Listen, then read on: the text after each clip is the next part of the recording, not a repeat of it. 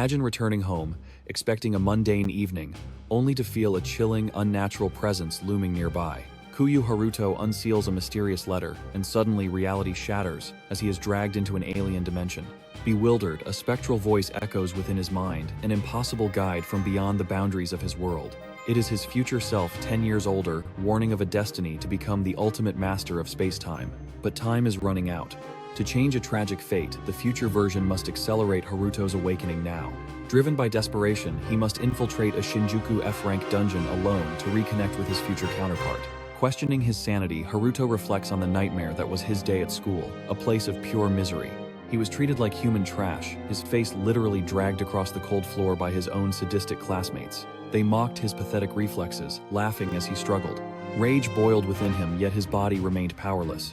Standing amidst the insults, Haruto demanded the return of his stolen pride, his voice trembling with suppressed fury.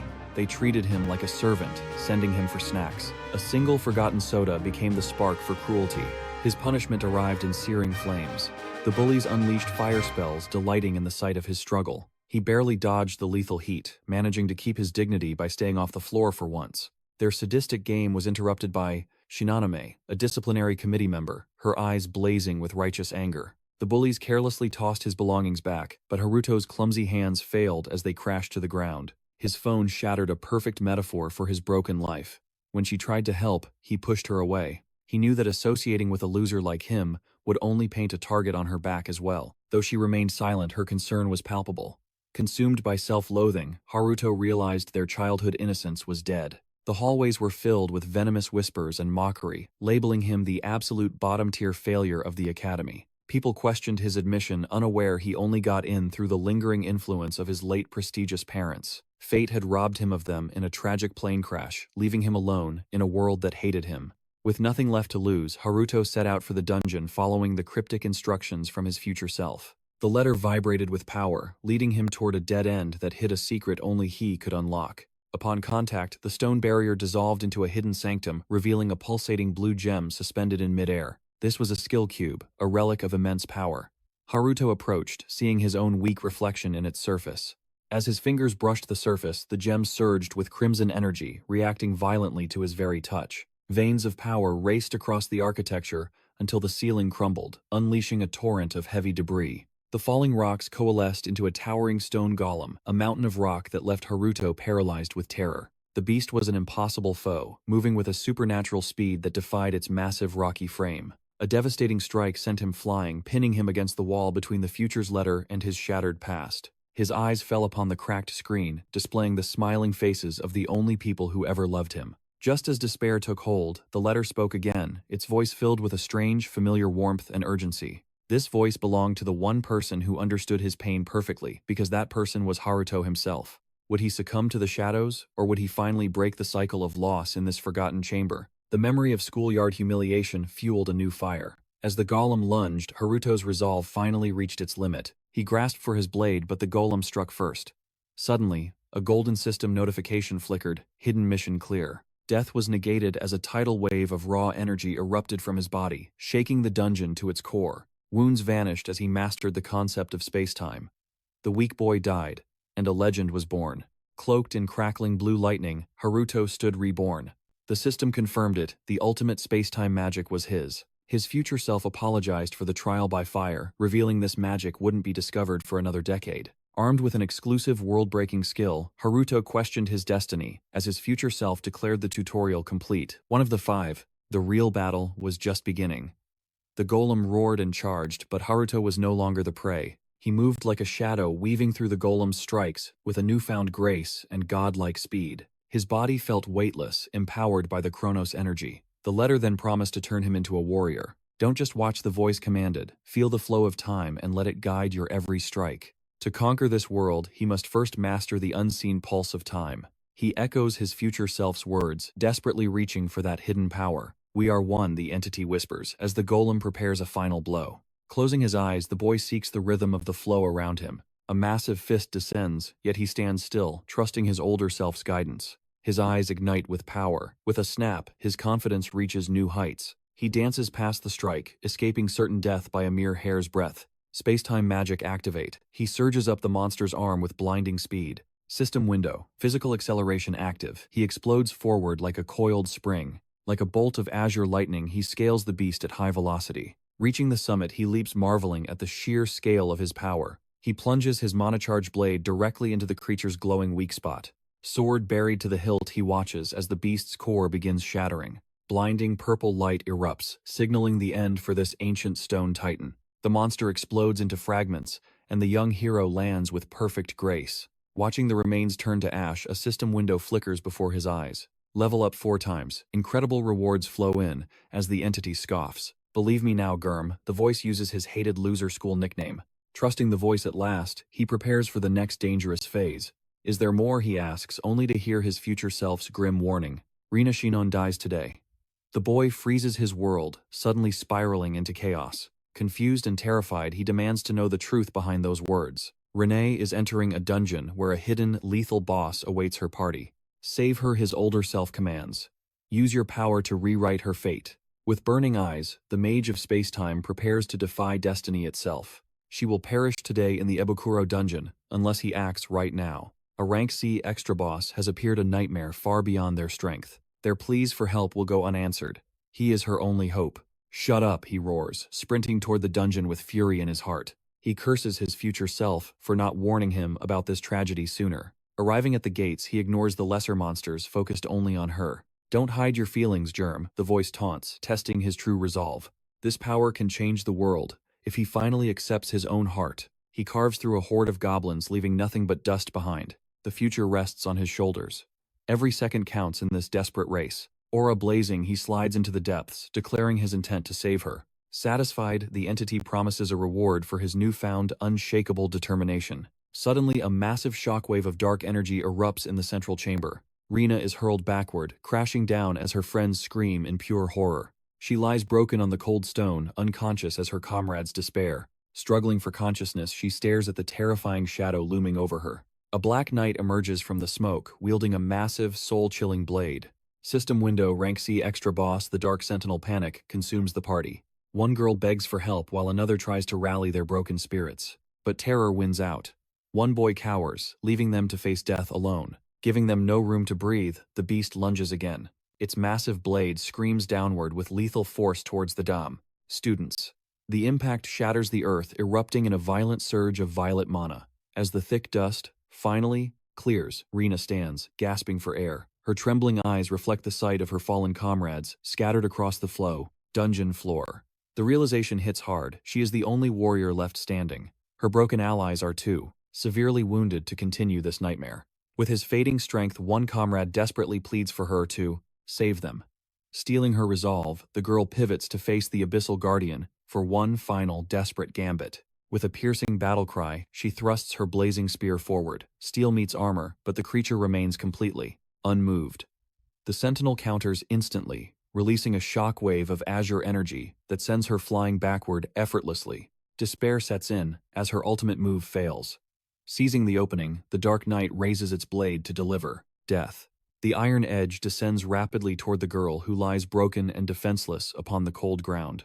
In her darkest hour, she screams for salvation, and a system window flashes into existence. In a heartbeat, the hero arrives, binding the lethal strike with shimmering mana chains. He calmly asks his friend if she is safe. Rina gazes up in disbelief, tears blurring her vision as she recognizes the face of her unexpected savior. Shielding her with his own body, he tells her to stay back while he restrains the beast with energy. But the Dark Sentinel is too strong. The chains begin to crack.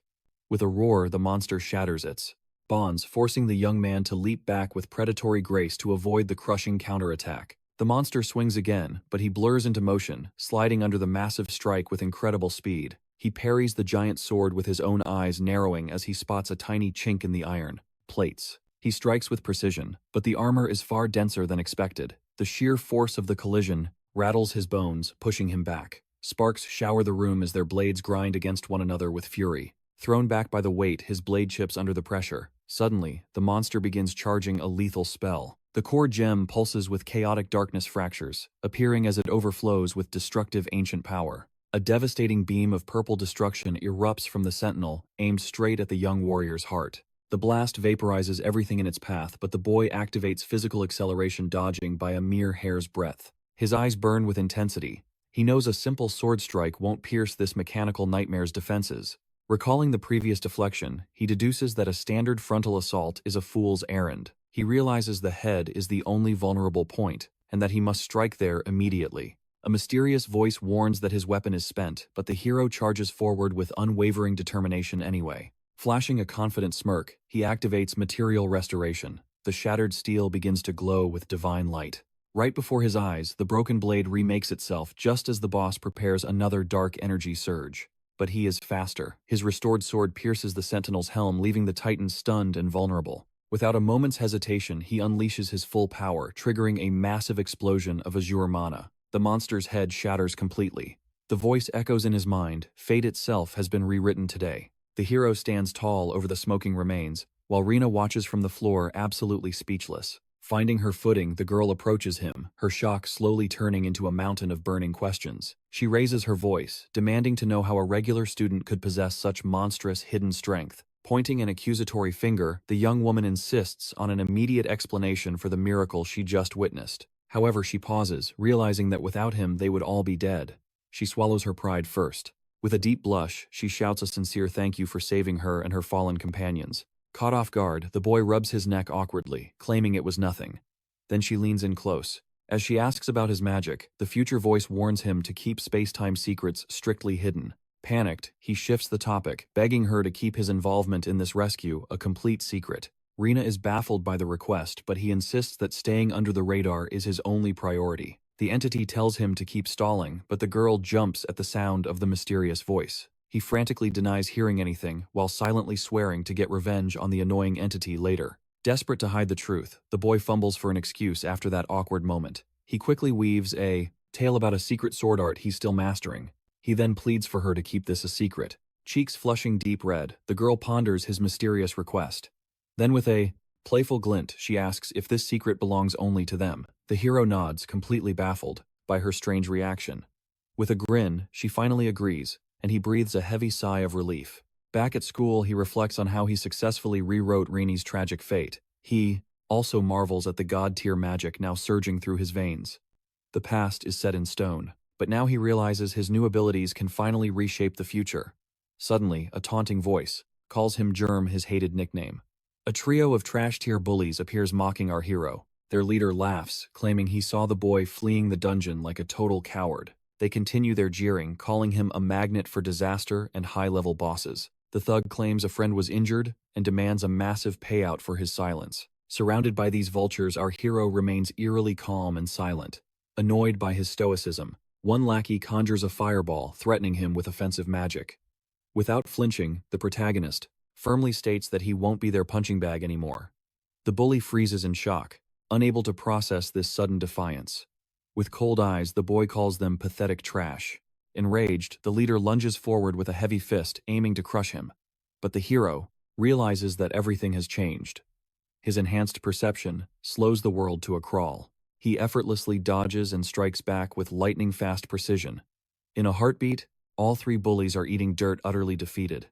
They stare up in terror, wondering what kind of monster he's become. He glares coldly and warns them never to cross him again. Flicking a lighter, he holds their items and asks if they want to face his wrath. Terrified, the bullies tremble, paralyzed by the lethal pressure he's radiating. He issues a gentle warning, with a gaze that promises absolute destruction. Fearing for their lives, the three nod frantically and retreat without another word. Relieved, he heads to class, anticipating the upcoming magic measurement test. The instructor announces the start of the semester's power evaluation. Called to the front, the hero stands. He recalls his previous score, absolute 0. But as a space-time mage, he wonders how high the scale will climb today. He approaches the mirror, deciding to test his newfound mana just once.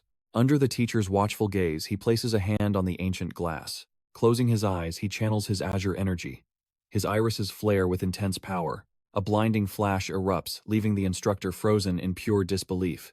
He's completely paralyzed, unable to comprehend the surge. Then an explosion of mana rocks the room, blinding everyone. The force is so immense, the magic mirror shatters into dust. The teacher screams, "Impossible." The boy winces bitterly, regretting that he let too much power slip out at once. He failed to be discreet, and instead became the center of everyone's attention. Meanwhile, Rainey hides a smile, clearly amused by her friend's chaotic display. In the halls, whispers spread like wildfire about a new Rank A powerhouse. His reputation shifted in a single day. Heading home, he feels more drained than usual. Suddenly, a familiar voice rings out.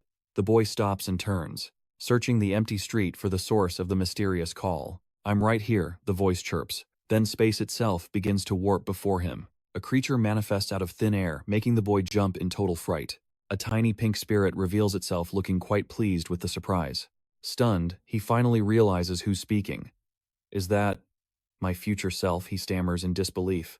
The doll admits it used space-time magic to possess this plushie, but there's no time for explanations. "Emergency," the entity barks. "Stop the small talk. We have to move, and we have to move now." The grim truth is revealed. The legendary Chaos Dragon has manifested way earlier than the original timeline. Our hero trembles, his teeth clattering in pure terror. "A dragon, here, right in front of me. This isn't just a beast.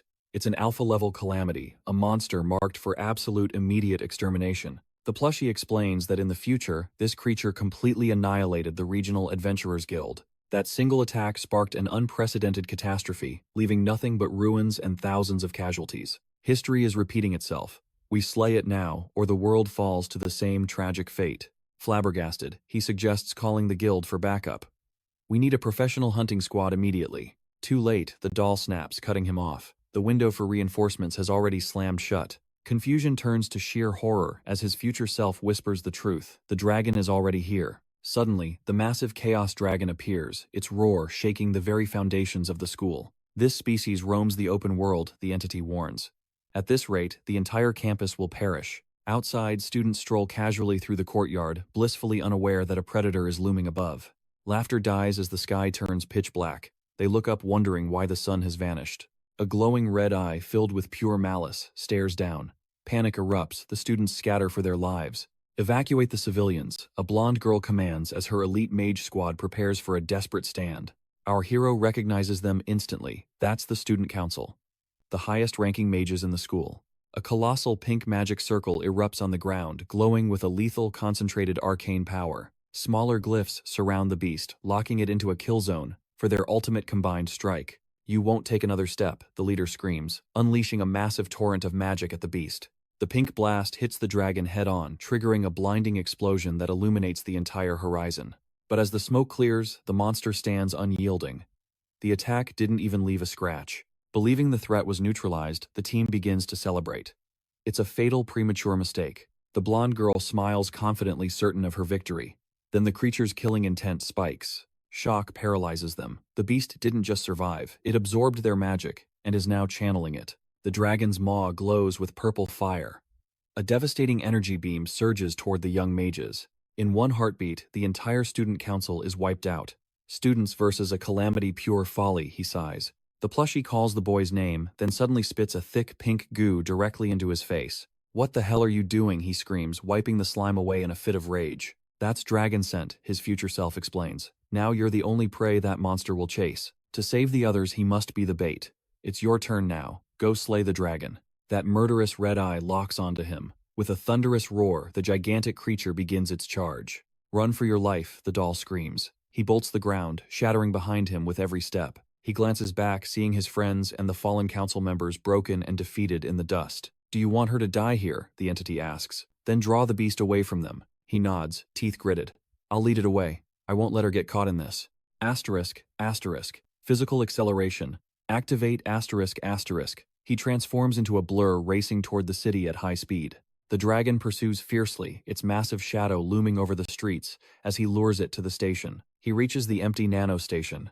"Perfect," he mutters. The entity orders him to leap the fence. After clearing the barrier, he turns. "Tell me, what are this monster's weaknesses and core traits?" "Darkness element. Its breath is instant death," the doll warns. "And physical weapons, they're absolutely useless." He finally understands why the mages failed. "So its low intelligence is our only tactical advantage." Exactly. That scent was worth every one of the 500,000 credits we spent. Pure disbelief. Shocked by the price our hero demands, answers furiously, seizing the doll. Funds stolen from his own account. How did his future self even crack the bank password? The truth is obvious, yet soul-crushing.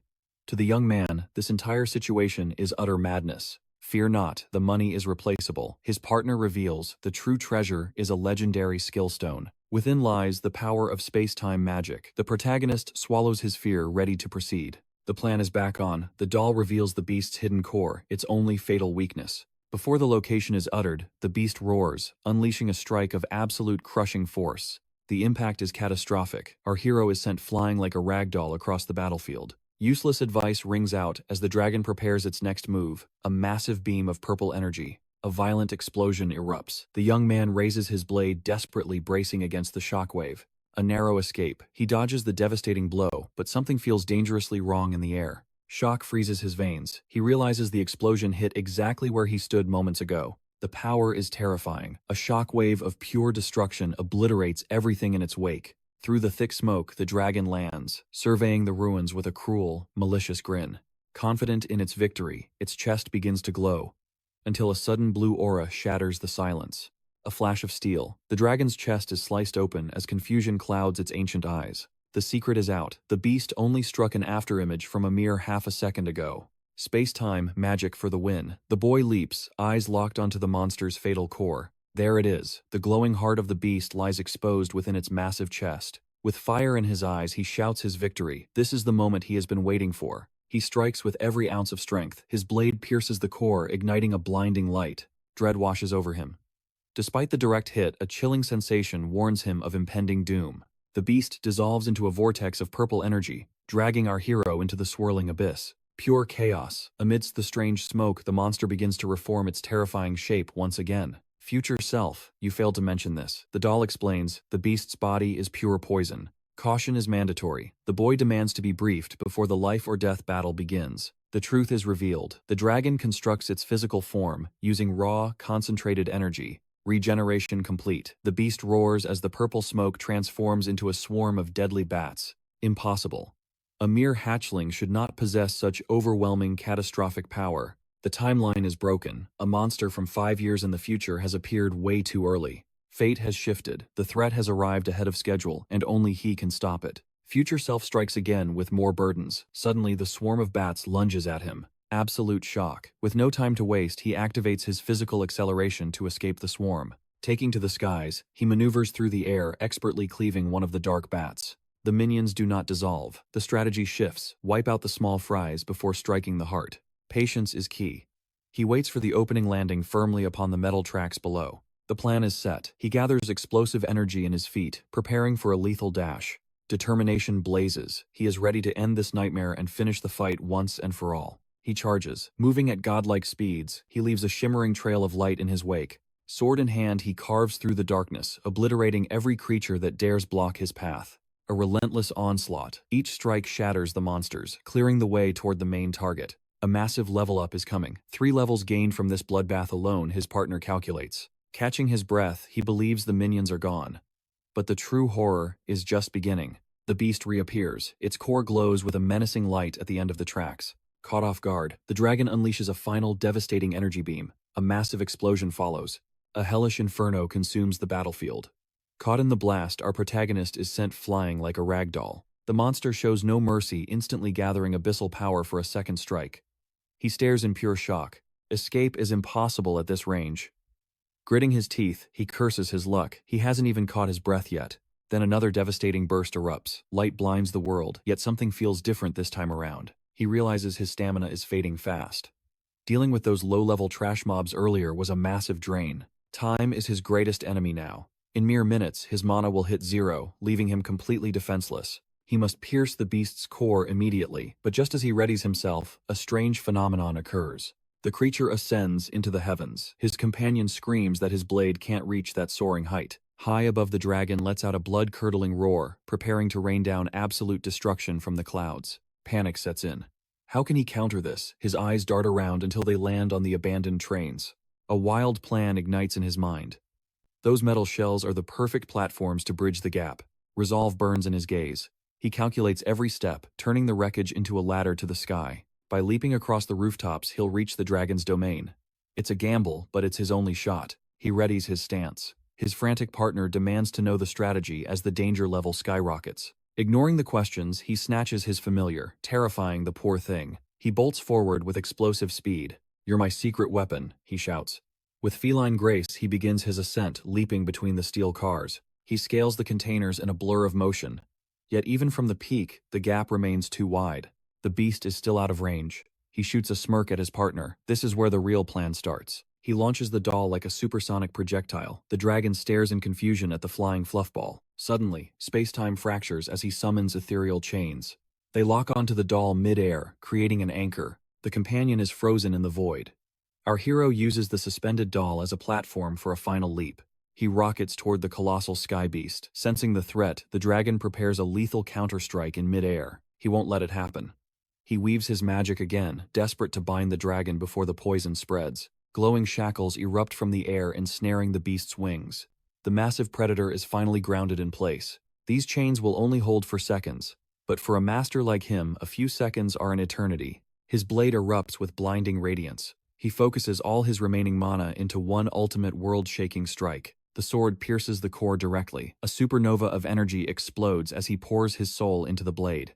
The core fractures under the overwhelming force. Corrupted purple energy bleeds out as the monster's life fades. The dimensional chains shatter. The beast is free, but it's too late. Our hero refuses to back down. He drives the steel deeper with a primal scream.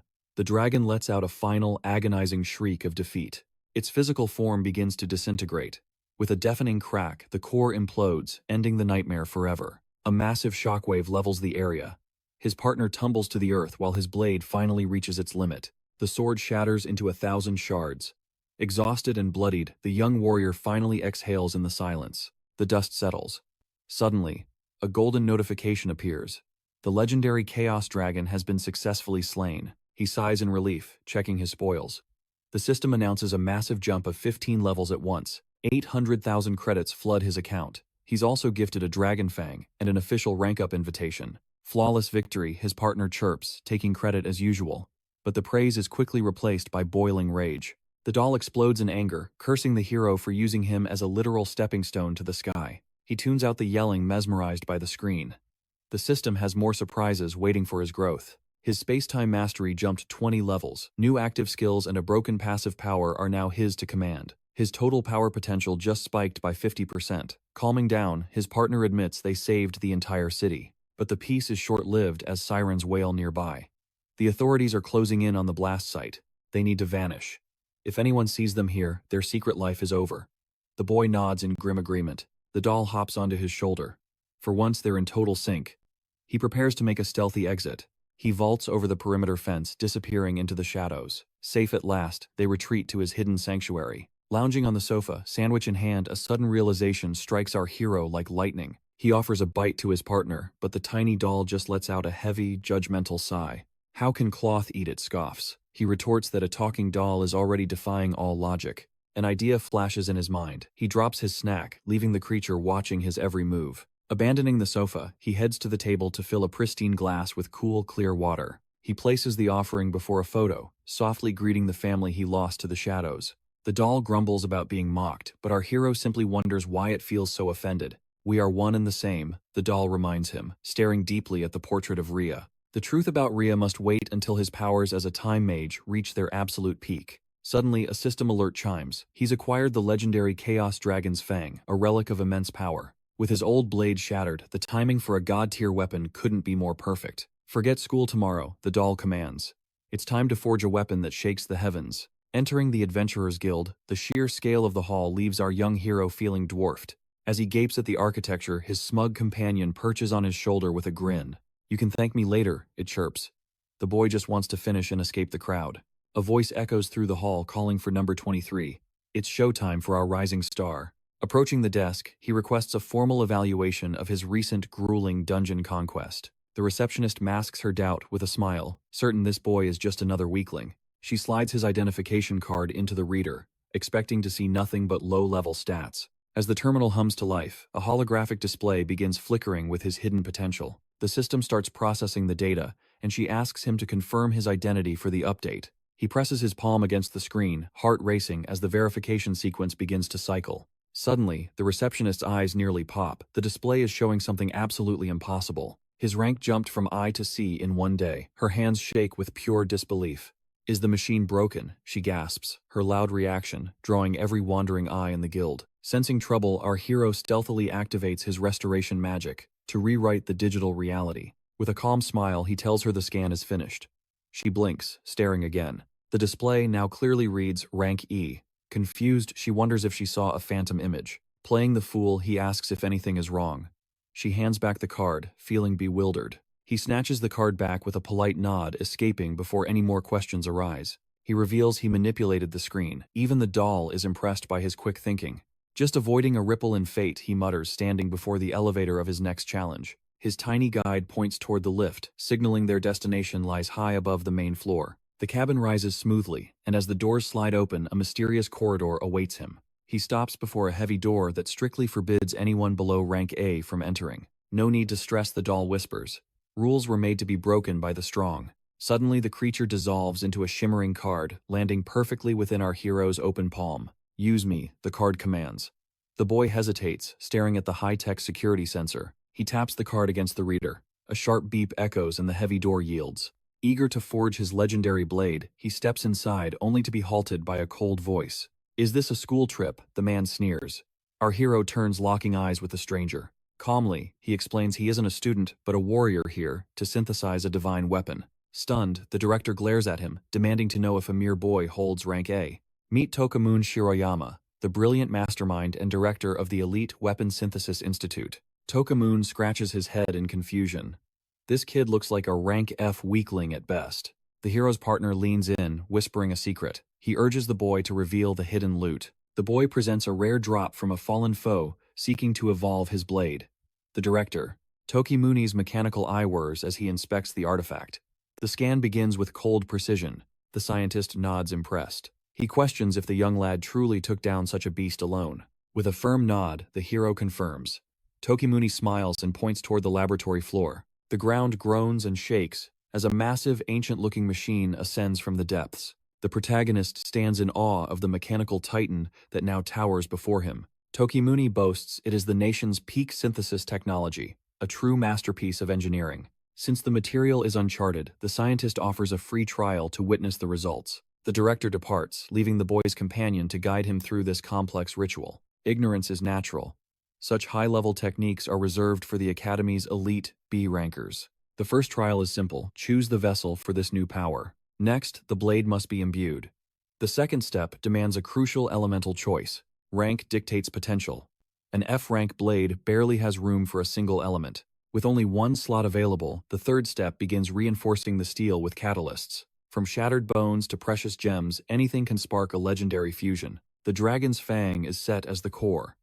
Now the final stage of evolution begins. The interface flickers, displaying the cost and time required for this divine transformation. The sword is offered to the machine.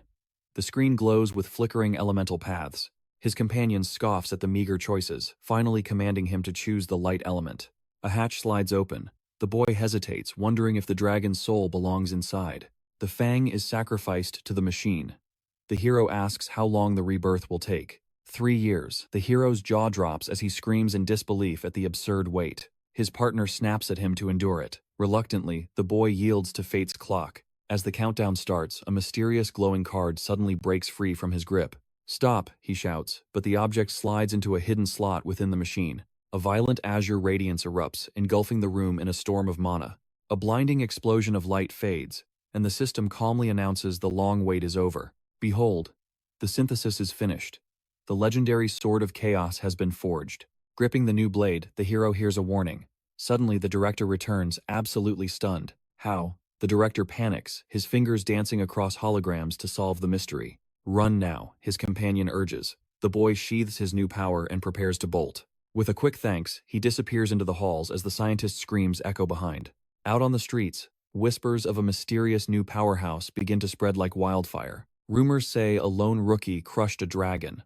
A monster has awakened in their midst. Great clans will spill blood to claim him, but our hero walks on unnoticed. One dreamer hopes for a top-tier invite, only to be laughed at by his peers. Exhausted, the hero seeks rest, but his companion has a much deadlier plan. To test the blade, they head for the lair of the divine beast, Cerberus.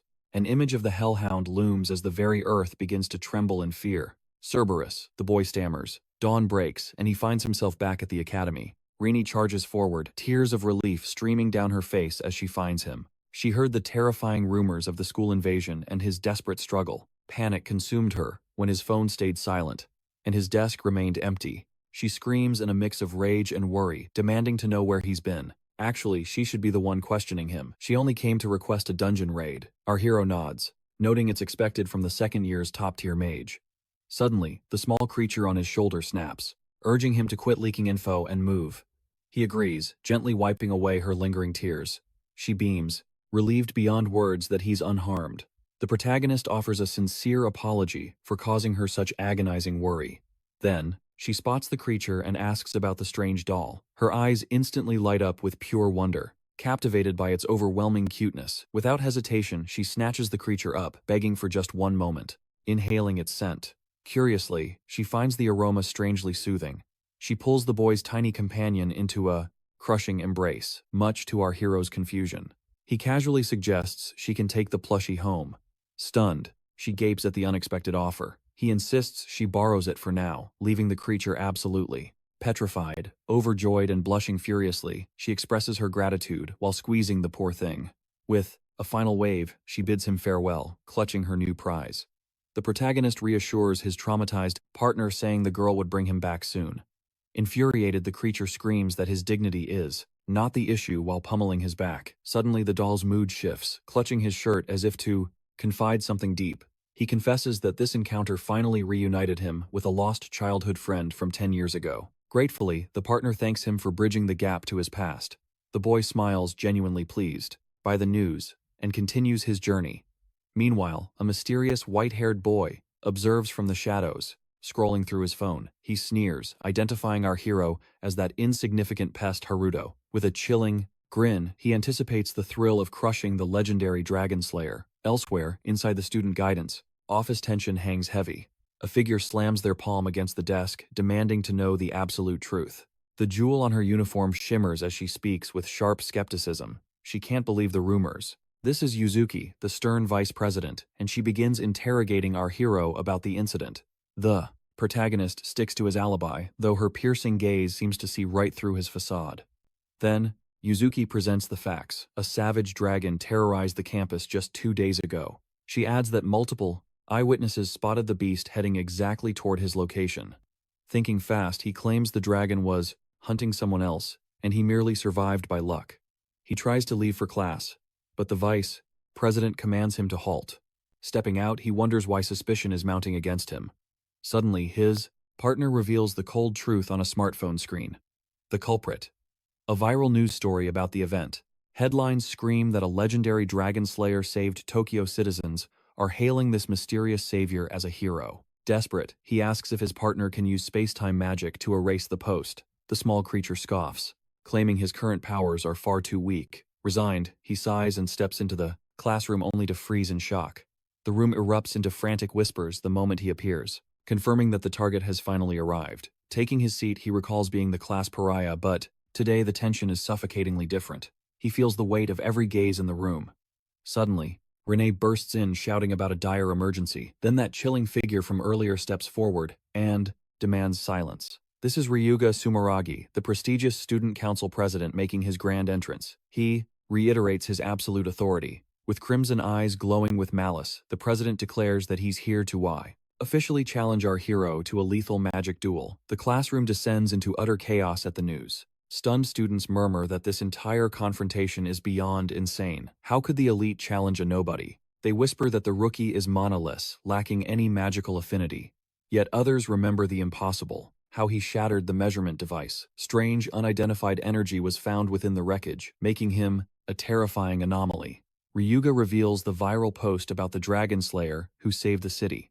The council president points an accusing finger, claiming he alone slaughtered the beast. He finished the legendary Chaos Dragon, a monster of pure destruction. Our hero stands speechless as Ryuga's obsession deepens. He finds the boy fascinatingly dangerous. Flashing a lethal smile, he views the rookie as a massive threat and concludes that he must eliminate him before his power grows out of control. With a wicked grin, he boasts to the class of slaying a dragon himself. To prove who truly owns that title, he demands a duel. The title of Dragon Slayer is on the line. He claims these magic duels are the ultimate test of power. Academy status is carved by combat, with elite rewards for the victors. Furthermore, upon their Graduation, high-ranking students secure officer roles in the guild. The sole restriction: no lethal or permanent magic. Everything else is fair play. Low-ranking underdogs can challenge the elite, and they cannot refuse the call. Our protagonist knows his low rank allows him to decline. Only a madman would step into this trap. Suddenly, the president sneers at Rina, suggesting her choice in allies is pathetic. The silver-haired snake continues, whispering that their next private session will be unforgettable. He vows to break her spirit completely, and he won't hold anything back. Rina freezes, paralyzed with dread. Grinning like a demon, he promises to reveal the twisted secrets of joining the student council. Rina trembles, forcing herself to nod. She claims to await his guidance. Witnessing this cruelty, the hero and his companion boil with indignation. He grips his academy emblem until his knuckles whiten, drawing the president's arrogant gaze. The hero rises, meeting the silver-haired bully eye to eye. He demands to discuss the terms of this magic duel. He boldly accepts the president's challenge. The entire room gasps, and the hero's loyal friend is struck by pure terror. But our hero isn't done. He agrees to fight, provided one specific condition is met. Amused by such audacity, the president laughs, mocking the idea of terms. The hero points a steady finger. The loser must be expelled forever. Upon hearing this, the silver-haired devil flashes a murderous grin. He agrees, mocking that it's too late for regrets now. Our hero's gaze remains unbreakable, radiating the cold confidence of a man who cannot lose. Later, his spirit companion applauds his bravery for defying Ryuga. The little creature remarks that the boy is finally gaining some backbone. Yet the hero senses Ryuga's hidden power and seeks more intel. The doll's expression darkens. He knows the president's dark future all too well. He reveals that Ryuga eventually rules the Shinjuku Guild. After mastering forbidden flame arts, he ascends as one of the 7 great sages. The hero is stunned, but his friend warns of his rotten core. That monster uses his status to prey upon helpless female students across the academy. He is also a master of manipulation, surrounding himself with a cult-like faction of loyal sycophants. Worst of all, the president is a true magical prodigy. His raw talent is absolutely terrifying. The title of Genius Mage isn't just for show. Therefore, the companion delivers a grim warning. The hero stands zero chance as he is now. He urges the boy to summon his status window. The system hums, revealing Haruto Kujo's level 15 swordsman attributes. Scanning the data, the doll admits there's progress, but quickly begins hacking into the interface. Suddenly, he pulls up the rival's hidden stats for comparison. The hero's heart drops in pure disbelief at the gap. Ryuga is level 78, an A-rank titan nearly 10 times his superior. The hero is floored by this revelation. Nearby, he spots 2 girls huddled together, one of them weeping. Sobs of despair echo as the girl asks what fate awaits her now. She is utterly broken. Her magic has vanished, and expulsion from the mage course seems inevitable. Her friend is baffled, insisting every incantation was perfect. Desperate, the girl wonders if she must endure Ryuga's private lessons. The hero's blood runs cold. The other student encourages her, thinking it's the only way out. She naively believes those lessons will fix everything instantly. But our protagonist knows the dark truth. He recalls Ryuga's sickening smirk, and his claim that girls soon learn to obey with eyes shut. Rage flares in the hero's soul. He marches toward them, demanding a moment of their time. The girls turn startled and confused by the sudden approach of this mysterious swordsman student. One girl recognizes him instantly. Our hero stands before them, his eyes burning with resolve. He declares that she doesn't need that predator's lessons. He will fix her broken magic himself. With absolute certainty, the hero extends his hand to the girl, ready to defy destiny itself. Stunned by the sudden contact, he recalls a critical lesson from his elemental theory lectures. Activating his vision, the young man observes the hidden flow of mana dancing in the air. He spots the issue instantly. Her magic circuits are scorched from overuse. A quick fix is all it takes. Restoring her mana flow requires a delicate touch. He tells the young woman to stay quiet and still. As the protagonist reaches out, the student watches him with a look of pure confusion. His hand erupts in a brilliant blue light as he begins striking her pressure points rapidly. Her friend panics, screaming in fear, but the hero simply commands the girl to manifest her power. Despite the initial shock, the student feels no pain. She looks down, wondering if anything actually changed. She presses her palms together, and suddenly a vibrant emerald aura flares between her hands. A massive wave of magic surges forth, leaving both girls trembling at the sheer magnitude of power. Tears of joy well up as she realizes her magic is back and stronger than ever before. A look of pure relief washes over her face. She beams at the hero with heartfelt gratitude. He dismisses it as a trivial task. Overjoyed, she realizes she no longer needs Ryuga's pathetic lessons. Ryuga. The hero recalls the rival's threat against Rina. Later, he paces through the academy grounds. His familiar taps his shoulder. The boy asks the creature for a way to rapidly evolve his strength. With only 3 days until the duel with the student council president, he needs an elite training ground. The creature grins, having already prepared a map for a high-level dungeon perfect for his needs. Curious about the spoils, the hero asks what kind of treasures await him in those dark depths. The rewards are immense, massive experience points, and a rare space-time spell are within his reach. Plus, it is the perfect field test for his new weapon and a chance to obtain a powerful summon. Though he suggested the hunt, the protagonist feels a slight chill as they approach the dungeon gate. Staring down a literal army of monsters, he wonders if he can truly handle this solo. His partner mocks his hesitation, asking if he is losing his nerve. The hero smirks, his fire returning. Mana crackles in his palm. The creature warns him not to fail, and he promises total victory. He dives headfirst into the sea of enemies, a vow of absolute annihilation echoing through the halls. Eyes blazing with intent, he lets out a roar as the scene cuts to 1 hour later. Elsewhere, adventurers are cornered near an elevator, their weapons shattering against a steel-like foe. A mage steps forward, ordering her comrade aside, as she charges a devastating fire spell. She unleashes a localized sun against the Crystal Knight, certain that no monster could survive the heat. She waits for the smoke to clear with a smug grin, but the nightmare is far from over. Emerging unscathed is a black Crystal Knight, a monster immune to magic and resistant to physical strikes. Despair sets in as their best attacks fail. The knight raises its blade for a lethal execution. The adventurers brace for death, but the killing blow is intercepted by a thunderous metallic crash. The young adventurer blinks, unable to comprehend the sight of the monster's blade, stopped mid-air. A mysterious figure has blocked the strike with ease. Before they can react, a counterattack descends. Our hero appears like a phantom, slamming his blade into the knight with earth-shattering force. The invincible monster shatters into 1,000 shards. The adventurers gasp, realizing they have been saved. He coldly warns them that the dungeon is crawling with danger and orders them to evacuate immediately. When they ask about his safety, the hero simply tells them to run while they still can. He turns back to face the approaching horde, a lone wall against an army of crystalline steel. They flee with a final thank you as the creature counts down the kills number 89 down. The goal is still far away, but the hero isn't tired. He is just getting started. It is time to stop holding back. He draws his sword, ready to grind his way to the top. He blurs through the ranks of knights, his blade a silver flash of absolute destruction. These monsters are the ultimate fuel for his growth. The real leveling starts now. Grinding for power is the goal, but his guide warns that these foes are far beyond his current level. Suddenly, a brilliant azure light ignites within his eyes. Spectral chains burst from the earth, binding the monsters where they stand. His companion reveals the Sword of Chaos's hidden potential. This legendary blade possesses the power to rewrite fate itself. Imbued with the divine element of light, it's a bane to darkness. Now our hero can shred these crystalline horrors effortlessly. His guide nods.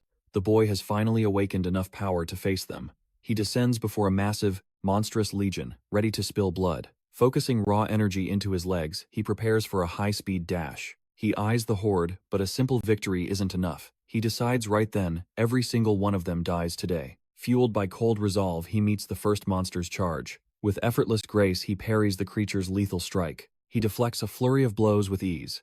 His gaze burns blue as he readies a devastating counter-offensive. Even while, carving through the ranks, the endless numbers start to weigh on him. Finally, he stands among the shattered crystal remains. Exhausted and gasping for air, a massive shadow looms over him. A system notification pings, revealing a terrifying new foe. The Black Crystal General's stats are off the charts. His companion screams a warning this is a true boss-level threat. The swordsman lunges steel, clashing against the giant's obsidian hide.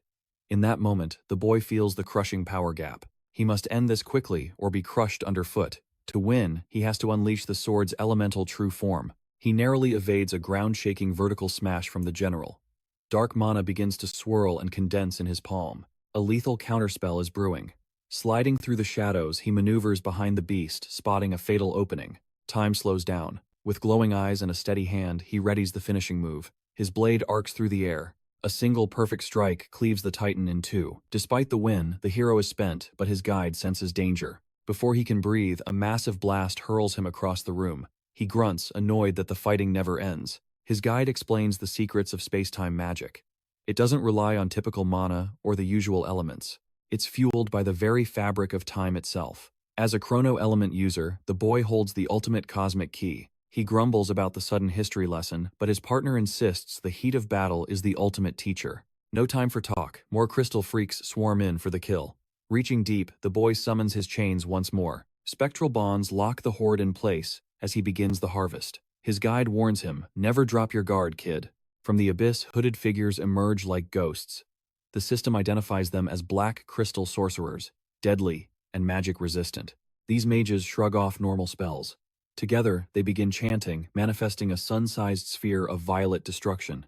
As the energy peaks, his partner shouts a reminder, "You are a space-time mage evolve, right here, right now." He must sense the flow and dance between the seconds. He's told to focus every fiber of his being on the chrono flow. Without a moment's hesitation, he locks onto the incoming doom. His guide screams for him to seize control of time itself. He reaches out, grabbing the invisible threads of reality. His eyes ignite with blue flames and ancient arcane patterns. The sorcerers unleash their spell, and a cataclysmic explosion rocks the dungeon. But when the smoke clears, a shimmering azure barrier stands unbroken. The boy's shield effortlessly deflects a lunging crystal beast. It's his turn now. Extending his palm, he begins to compress time and energy into a singular glowing point. A blinding beam of pure chrono energy erupts, vaporizing everything in its path. No monster is left standing. As the dust settles, silence returns to the blood-stained hall. The boy stares at his trembling hands in awe. "Is this the power of the chrono flow?" he whispers. His guide grins. The boy finally understands his true nature. He's a natural genius. He just performed a space-time bullet on his first try. With a deafening boom, his strike pierces through enchanted armor like it's paper. Leaning on his blade, he overlooks a literal mountain of corpses. He's the lone survivor of this carnage, gasping for air. But the system isn't done with him yet. Level-up windows flood his vision, restoring his vitality instantly. With a smirk, he asks, "Who's next on the list?" Without warning, the Rank B dungeon boss manifests. It's the legendary three-headed terror Cerberus. 6 glowing eyes lock onto him with murderous intent.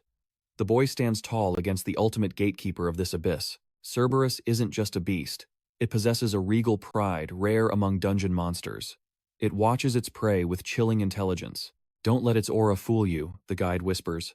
"One slip up here and you're nothing but a snack." The system confirms the nightmare. Sacred beast Cerberus Rank B boss. The real fight starts now. He likens the beast to a legendary samurai, sensing the noble soul of a warrior. A crushing pressure weighs down on our hero. Breathless and trembling, he stares into Cerberus's glowing eyes as they track his every heartbeat with predatory focus. Surprisingly, the monster offers him a healing elixir, claiming it will soothe his exhaustion. Our hero is left completely stunned. Accepting the strange gift, the protagonist downs the potion, feeling legendary strength surge back through his weary veins. As the three-headed guardian waits patiently, the boy realizes it's granting him a fair chance to recover before the end. Stunned by this display of honor, the hero stands firm. This is unlike any dungeon boss he has ever faced before. Suddenly, his partner spots an ancient scar on the beast, urging the boy to strike that singular hidden weak point. With the potion's warmth spreading, he senses the beast's terrifying aura flare up once more. He nods in grim understanding. Recognizing the monster's mercy, he feels a heavy debt of gratitude. Cerberus's tail begins to ignite with lethal glowing energy. The battle begins. With a primal roar, the three-headed nightmare charges, unleashing its full devastating fury upon the young boy. Razor-sharp claws tear through the air, but our hero evades the mortal strike by a mere hair's breadth in time. His eyes blaze as he activates space-time magic, blurring past the beast's vision with incredible high-speed movement. Closing the distance, he aims his blade at the jagged scar. This is the killing blow his partner desperately promised. He channels every ounce of his power into his sword. The creature roars, charging even as the blade rises high. A massive head snaps forward, its fangs clashing against steel. The beast bites down hard to halt our hero's advance. Sparks erupt as sword and fang collide in a desperate struggle.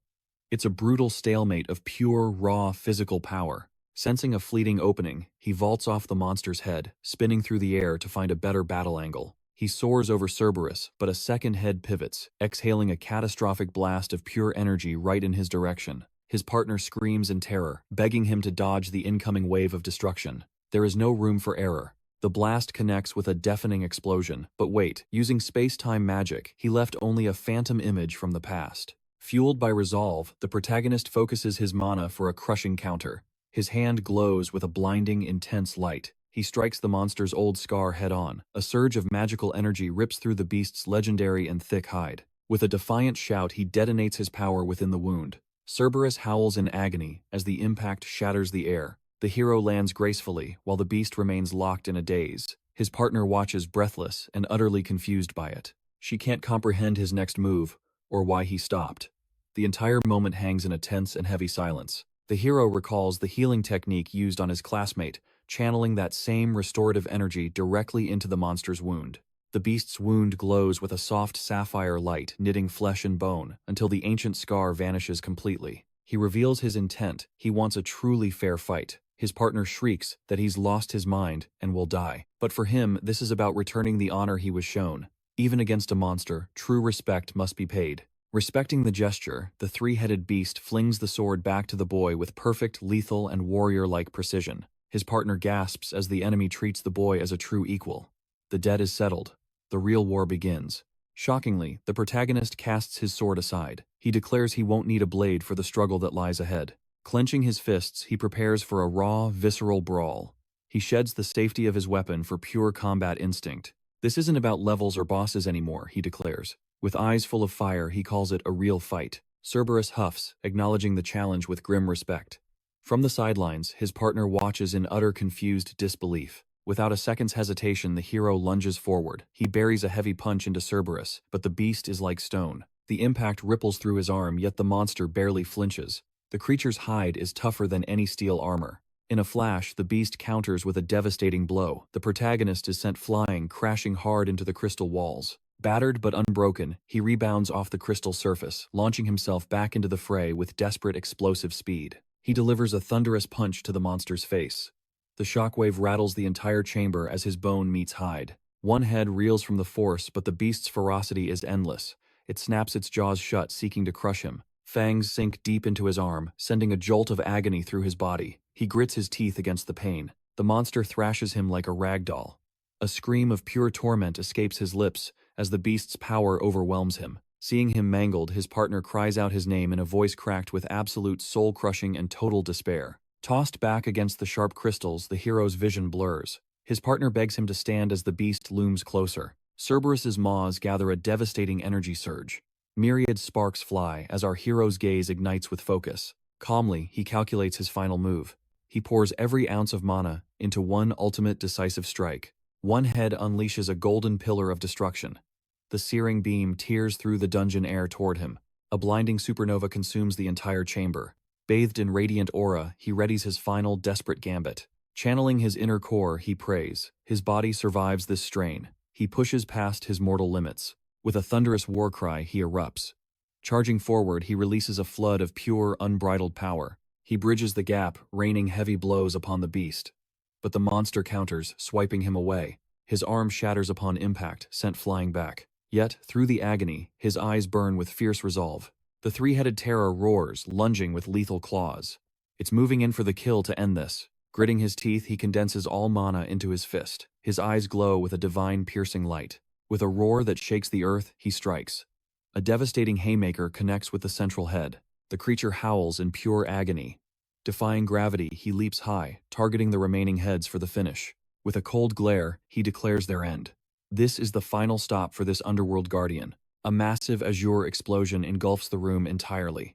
As the smoke clears, the monster lies broken and defeated. Our hero stands alone amidst the wreckage.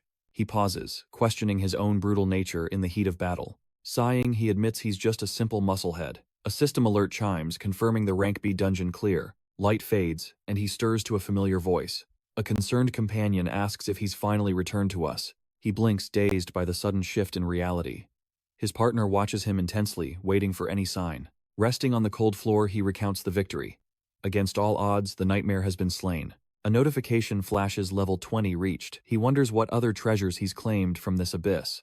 The system grants him a mysterious new cloak. He plans to inspect it later, but something feels off. To his horror, the monster stands before him again. He freezes as the creature looms tall. Shock turns to confusion as the monster transforms. The once terrible Cerberus now looks like a harmless tiny pup. Utterly stunned, he stares at the beast's shift. The monster has become a small, friendly pup.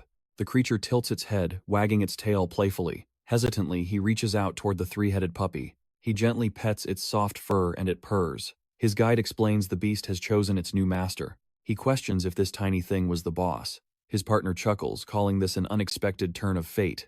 Was the equipment the real prize? He asks. His guide shakes her head, pointing at the small creature. The true reward is Cerberus itself, a legendary sacred beast. It is the ultimate prize of this dungeon. To seal the pact, it requires a blood sacrifice. Without hesitation, he draws a drop from his finger. He offers the crimson droplet to the creature's mouth.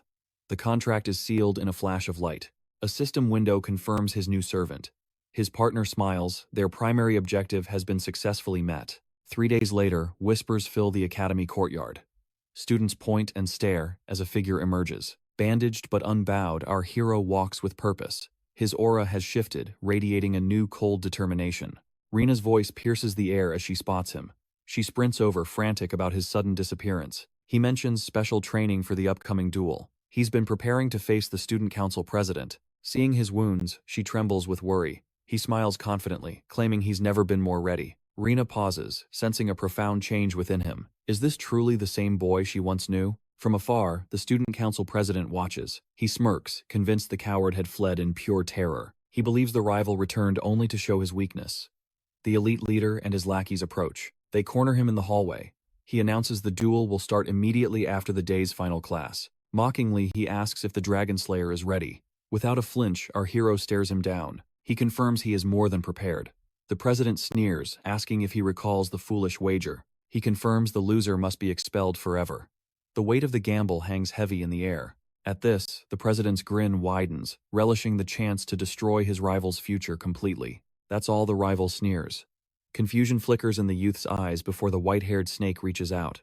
With a sinister smirk, he raises the stakes by 100 million credits to spice things up. Our hero reels from the staggering sum while the surrounding crowd begins barking for him to accept. From the shadows, his partner deciphers the council president's scheme. This is a cold-blooded manipulation of the masses. He realizes his foe remains just as treacherous and cunning as he was in the future timeline. The rival's voice drips with venom, vowing to strip the protagonist of every single thing he owns. I'll make you my slave, he grins. His friend pleads for caution, but the young man cuts her off. He locks eyes with the president and accepts the 100 million credit wager. Dark satisfaction fills the air. I'll see you at the slaughter, the rival mocks, turning his back on the upcoming magical duel. He whispers a chilling threat to the girl regarding her private lessons, leaving her paralyzed with pure dread. Sensing her terror, our hero offers a steadying glance and tells her there is nothing to fear. A confident grin plays on his lips. Victory is already decided. The grueling dungeon training has forged him. After classes conclude, the air grows heavy as the protagonist strides through the silent corridors toward his fate. Just as the duel nears, he suddenly halts, his gaze shifting toward an unwelcome presence with utter confusion. A pack of thugs emerges, their leader grinning as he offers a warm-up before the main fight. They reveal a bounty of 1 million credits each to take him out. Yet, the hero remains unnerved. They mock his silence, mistaking it for fear, but the young man simply exhales a soft breath of relief. The bullies pause, baffled by his lack of terror.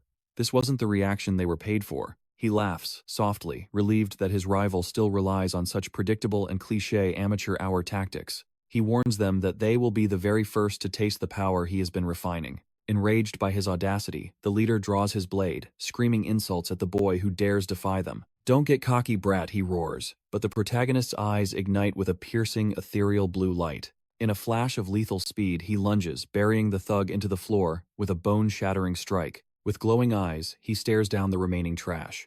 Dealing with small fry like them is a chore. Over at the arena, the rival grows impatient, mocking the Dragon Slayer for his cowardice and tardiness. He smugly asks the judge to declare him the winner by default, since his prey has clearly fled. His sycophants join the mockery, assuming the rookie ran away unaware their comrades have already been decimated. In the stands, his friend's heart sinks. She scans the entrance, praying for his safe arrival. Suddenly, a roar erupts from the crowd. The challenger has finally stepped onto the battlefield. The president's smug mask shatters. He stares in disbelief at the boy who should have been broken. "How are you still standing?" he hisses. The hero simply shrugs, noting they had a date with destiny. Stunned, the council president can only point a trembling finger as the scene of his defeated thugs lingers. The hero's gaze turns icy. The warm-up is over. Let us finally start the real show. He nods to the official, signaling his readiness.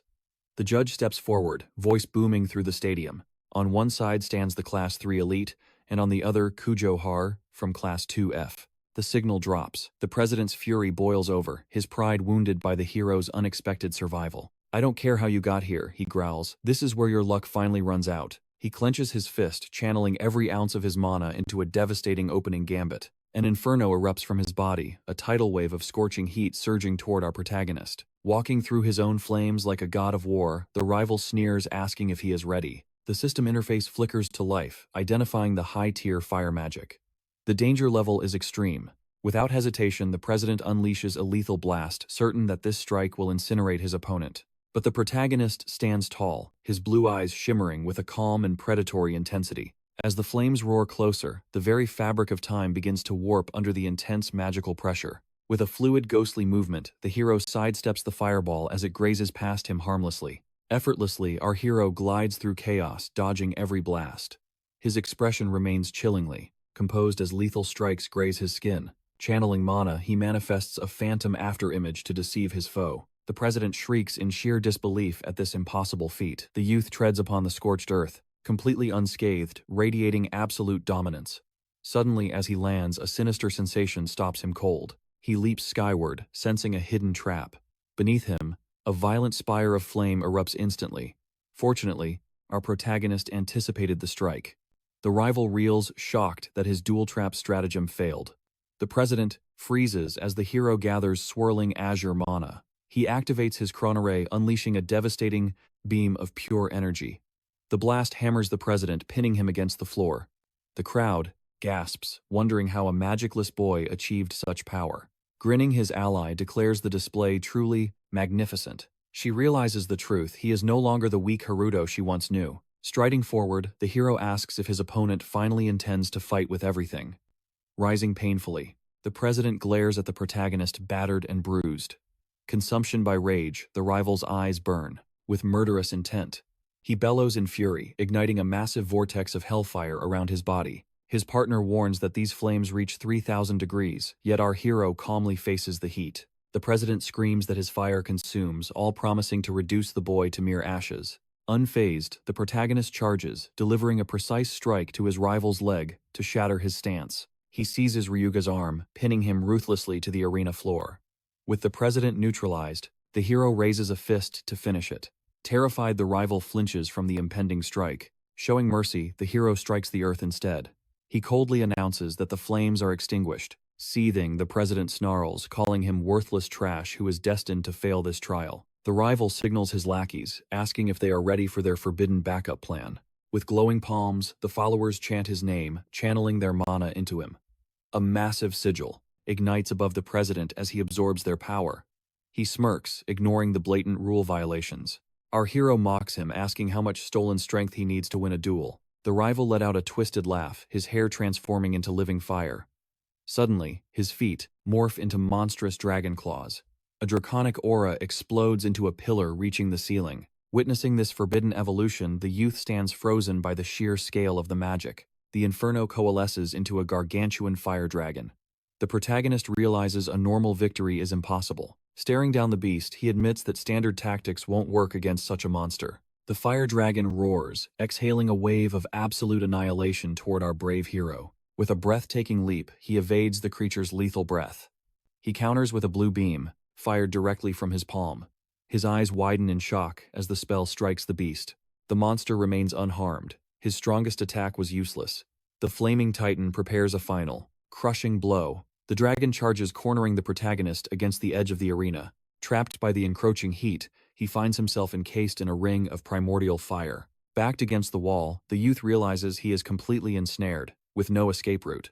The massive creature circles him, cutting off every path. But suddenly, his eyes glow brilliant blue. He spots a temporal anomaly within the monster's core. A plan begins to take shape.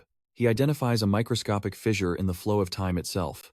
If he can widen, this crack victory might still be his. The dragon strikes with a massive earth-shattering claw. Suddenly, a blinding blue light erupts from beneath the dragon's paw, stunning the entire audience. Cloaked in azure energy, the hero halts the strike. He used a past image to escape. Grasping his blade, the protagonist requests his partner to grant him the plushie's power again. The spirit complains about the rough treatment, but eventually yields to his desperate plea. The hero grabs his terrified partner, who wears a face of pure comedic despair, and throws. Blue aura blazes. Our hero's rage explodes as he slams the earth, snaring his partner in spectral chains. Using his companion as a pivot, he swings with lethal momentum. His gaze sharpens. The true hunt begins now. Channeling every ounce of mana, the young warrior lunges. He becomes a blur, charging the infernal fire beast. Eyes glowing with intense power, he spots at the fatal flaw. The monster's end is finally within sight. He recognizes the fissure in time from their earlier duel. With a primal roar, Haruto readies his strike. His blade descends like a god's judgment. One clean stroke cleaves the massive fire dragon in two. Haruto lands gracefully as the beast dissolves into ash. The nightmare is over, leaving only dark embers behind. The council president stands frozen, his mind shattering. He can't comprehend this total and utterly humiliating defeat. Trembling, he claws at his hair in madness. He screams that his infinite magic should be impossible. Stumbling forward, he demands answers. Why didn't his regeneration trigger? How could his perfect plan fail him? He rants about impossible magical laws refusing reality. But Haruto has heard enough of this arrogant pride. A devastating punch connects with the president's chest. The white-haired elite crashes down, stripped of all power. Even the supervisor watches in stunned silence. Haruto coldly asks for the final verdict of this duel. The winner is Kujo Haruto. Later, Rina gathers everyone at a lively party to celebrate their hero. Confetti rains down as friends cheer for his victory. The atmosphere is electric with joy and hard-won triumph. Flustered by the sudden attention, Haruto gives a shy thanks. Rina hands him a glass for the toast. Surrounded by expectant gazes, the young man joins the table. Every eye is fixed on their mysterious champion. He raises his glass, signaling the start of the festivities. Clinking sounds fill the air as they toast. The party roars to life with laughter and snacks. Students relax, finally free from the president's iron grip. I'm so glad that tyrant is leaving, one girl sighs. Everyone agrees he was a truly abusive monster. A friend hugs Rina, grateful she escaped his clutches. Their shared relief is palpable throughout the entire room. Suddenly, a classmate mentions the 100 million bet. Haruto pauses, taking a slow sip of his drink. Setting the glass down, he admits he totally forgot. The girls scream that massive fortune was just wasted. Haruto remains calm, completely unfazed by the money. To him, the riches were never the point of fighting. The girls swoon, seeing his cool, detached charisma. Then one student leans in with a burning personal question. So what's really going on with you and Rina? Haruto's brain short-circuits at the sudden blunt interrogation. Rina spits out her drink in a hilarious spray. Panic flares as the atmosphere shifts toward awkward romance. What are you saying out of nowhere? Rina shrieks. Her friend just grins, pushing for the spicy truth. You fought the top student just for her, they tease. The other girls join the interrogation circle now. Trapped by their intense curiosity, Haruto starts to sweat. He stammers, unable to find a cool way out. The girls lean closer, hunting for a confession. His poker face is crumbling under their relentless social pressure. Panicked, he blurts out a bathroom excuse and bolts. The girls laugh, watching their legendary hero flee. He's definitely different now, they muse. To them, Haruto seems far more mature and reliable than ever before. Rina gazes after him, lost in old memories. He's always been her shield ever since they were children. She recalls a childhood day when danger loomed. A ferocious beast had cornered her, leaving her totally helpless. But there he was, a young boy, armed with just a stick. Back then, he protected her with courage. Present-day Rina blushes thinking of their shared secrets. That night in the dungeon changed everything between them. She remembers the dark shadows and his sudden arrival. He had crushed the monsters with overwhelming godlike power. The image of him standing tall before her remains vivid. He was her savior, a beacon of light. Meanwhile, Haruto tries to cool down at the sink. A message pings. Rina is apologizing for her nosy friends. A soft smile touches his lips at her kindness. Her genuine concern is a warmth he hasn't felt. He looks at his reflection, noting the rare liveliness. It's been so long since he felt truly human. His expression darkens as he remembers his fallen family. He once thought happiness was a lost, forgotten dream. Can his actions truly forge a better future? He wonders if destiny is finally within his own grasp. Suddenly, his spirit companion interrupts his deep thoughts. Quiet, Haruto mutters, his brooding mood momentarily ruined, until they return home. But the creature's voice trembles. It's an emergency. Our hero stands frozen, paralyzed by the sudden chilling declaration. His future self speaks with gravitas. The moment of destiny has arrived. The protagonist snaps back, demanding to know what this madness means. His partner's gaze turns sharp. It's time to reveal the harrowing truth behind his presence in this timeline once and for all. The bombshell drops. His younger sister, Ria, the one he mourned for years, is still breathing. An image of her face flashes before his eyes. Stunned, he feels his world tilt. It's impossible. He clearly remembers the tragedy that tore his family apart so many years ago. Ria died in that horrific accident. Think. Or so he thought.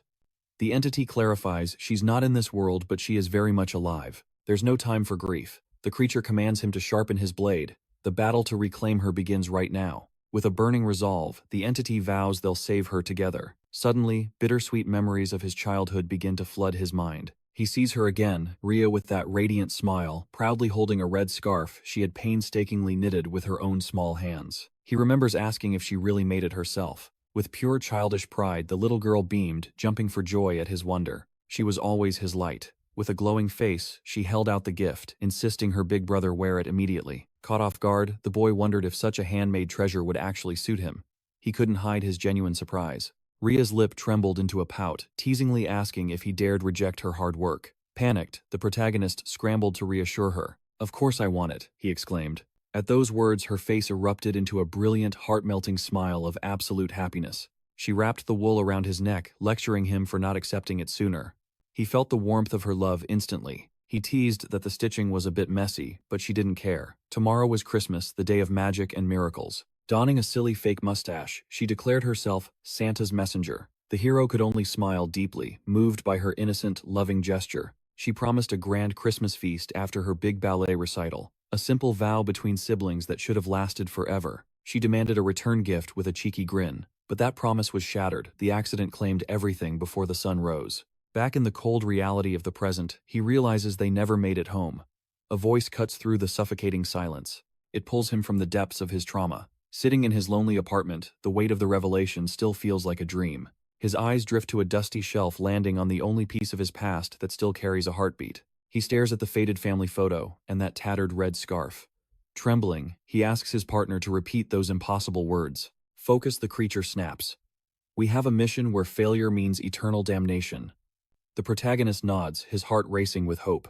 But how? How could Ria survive that carnage? He was certain the accident had wiped his entire world clean of life. It's a mathematical impossibility. His partner challenges him. What does he actually know about that accident and its mysterious nature? The hero admits it was an anomaly that baffled the authorities.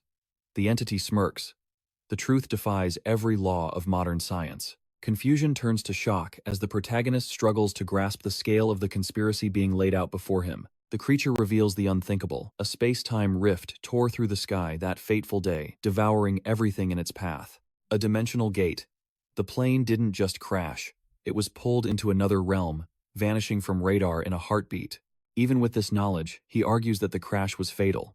But his partner drops the final piece of the puzzle. Ria's body was never found among the charred remains. She was the anomaly, the only soul pulled through the rift alive. While the others perished, she was swallowed by the void. The hero's eyes widen as the terrifying truth finally clicks. They call it the dimensional rift, a place where the fundamental laws of time and space are twisted and broken. Decades in our world could be mere seconds in that abyss. She hasn't aged. She's been waiting in the blink of an eye. When the hole reopens, she will finally stumble back into this reality. This is his one and only chance for redemption. The future self confesses he arrived too late in his own timeline. He's a ghost of a failure seeking a second chance. Desperate, the doll clutches his sleeve, begging him to change fate. He must be the savior that the future couldn't produce. The protagonist stares at the small creature, the silence heavy with the burden of destiny.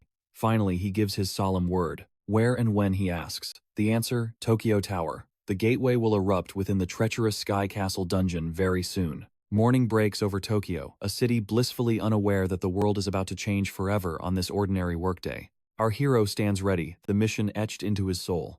Around his neck, he wears the red scarf, his sister's final gift. The doll grumbles about the massive stockpile of high-tier potions and gear he purchased. He's prepared for an all-out war. Every cent earned from the perilous Azabu Crystal Labyrinth was spent for this moment. He won't leave anything to chance. The entity asks why he's wearing a thick scarf in the sweltering June heat. The hero simply looks toward the horizon. He claims extreme cold sensitivity, hence the scarf. His ally nods, dropping the subject to avoid awkwardness. No more prying. He reveals the Sky Castle's gate looms over the Tokyo Tower Observatory. In 24 hours, a spatial rift will tear open 300 meters above the dungeon. His sister will be spat out of the void. If he is late, she will plummet to her death. The hero's resolve hardens. He triggers his space-time mage gear, ready to defy fate itself. A radiant azure aura flares around him as he prepares to breach the dungeon's threshold. Cloaked in power and determination, he swears to rescue his sister, whatever the price may be. He reaches the site only to be halted by armed sentries barking orders to stand down. Only rank A hunters are permitted entry. Hearing this, our protagonist pivots to a bolder plan. What now? His partner asks. He smirks. There is no time for bureaucracy. They are taking the direct route. Mana surges through his legs. With a burst of cerulean light, he readies for an impossible feat. He leaps, scaling the massive steel tower with the inhuman agility of a seasoned predator. His partner teases his progress, but the hero grumbles about his future self's irritating attitude. He blurs up the crimson structure, defying gravity at a pace that would leave onlookers breathless. Peering over the ledge, he spots a redhead leader and guards obsessing over the gate below. His partner warns of a troublesome arrival. The hero frowns. Who is this guy anyway? That is the regional guildmaster, a stubborn wall of a man who lives by the book. His future self warns that the man will just stand there, uselessly gawking at the portal. Patience is not an option. We are going in, he declares, preparing to crash the party. He shatters the reinforced window to breach the interior. The sudden crash alerts the guildmaster. What was that? The leader snaps, dispatching a guard to investigate the source of the noise. The soldier finds the glass perfectly intact, leaving him utterly baffled. Then, a shadow flickers behind him. Like a ghost, the hero strikes. A single, precise blow sends the guard spiraling into darkness. As the man hits the floor, our hero reveals his secret weapon, material restoration. The broken window was mended instantly. Stealth achieved. Now for the next phase of the plan. Suddenly, a guard sprints to the boss, screaming that an unstoppable intruder has breached their perimeter. Infuriated, the guildmaster decides to end this himself, refusing to let a rat ruin his day. He roars for his squad to mobilize. Yet one soldier remains frozen in place, unmoving. Slowly, the silent guard reaches up, pulling his heavy helmet away to reveal a familiar face. The ultimate bait and switch. His partner laughs the perfect infiltration. The hero discards the stolen armor. Time to hunt, he mutters, stepping toward the shimmering portal. He crosses the threshold with purpose, but as the light fades, his breath hitches. The sight before him is beyond all comprehension. He is falling. He realizes he has plummeted into a world where the very sky is inverted. In this twisted sky castle, descending means climbing higher. Gravity itself has gone mad. His companion warns of the occult theme. This beautiful blue sky crawls with the restless dead, fighting zombies under a sunlit heaven. It is an ironic nightmare that does not fit his style. Don't worry, the creature chirps. I have already prepared the perfect countermeasure for this hellscape. He remembers now the light-imbued blade they synthesized, the ultimate weapon against the darkness. This was the true purpose of his grueling training. Show them what you have learned, it commands. With fire in his eyes, the hero charges. The hunt in the clouds has finally begun. A dark, hooded specter drifts forward. The dungeon's first trial has arrived to claim his soul. The creature lunges with a crystal staff, but his radiant blade meets it, with a thunderous clash. His partner whispers a secret. This dungeon vanished in the future, remaining an unexplored enigma. Secrets and monsters swirl around him, but the hero does not falter. He carves a path forward.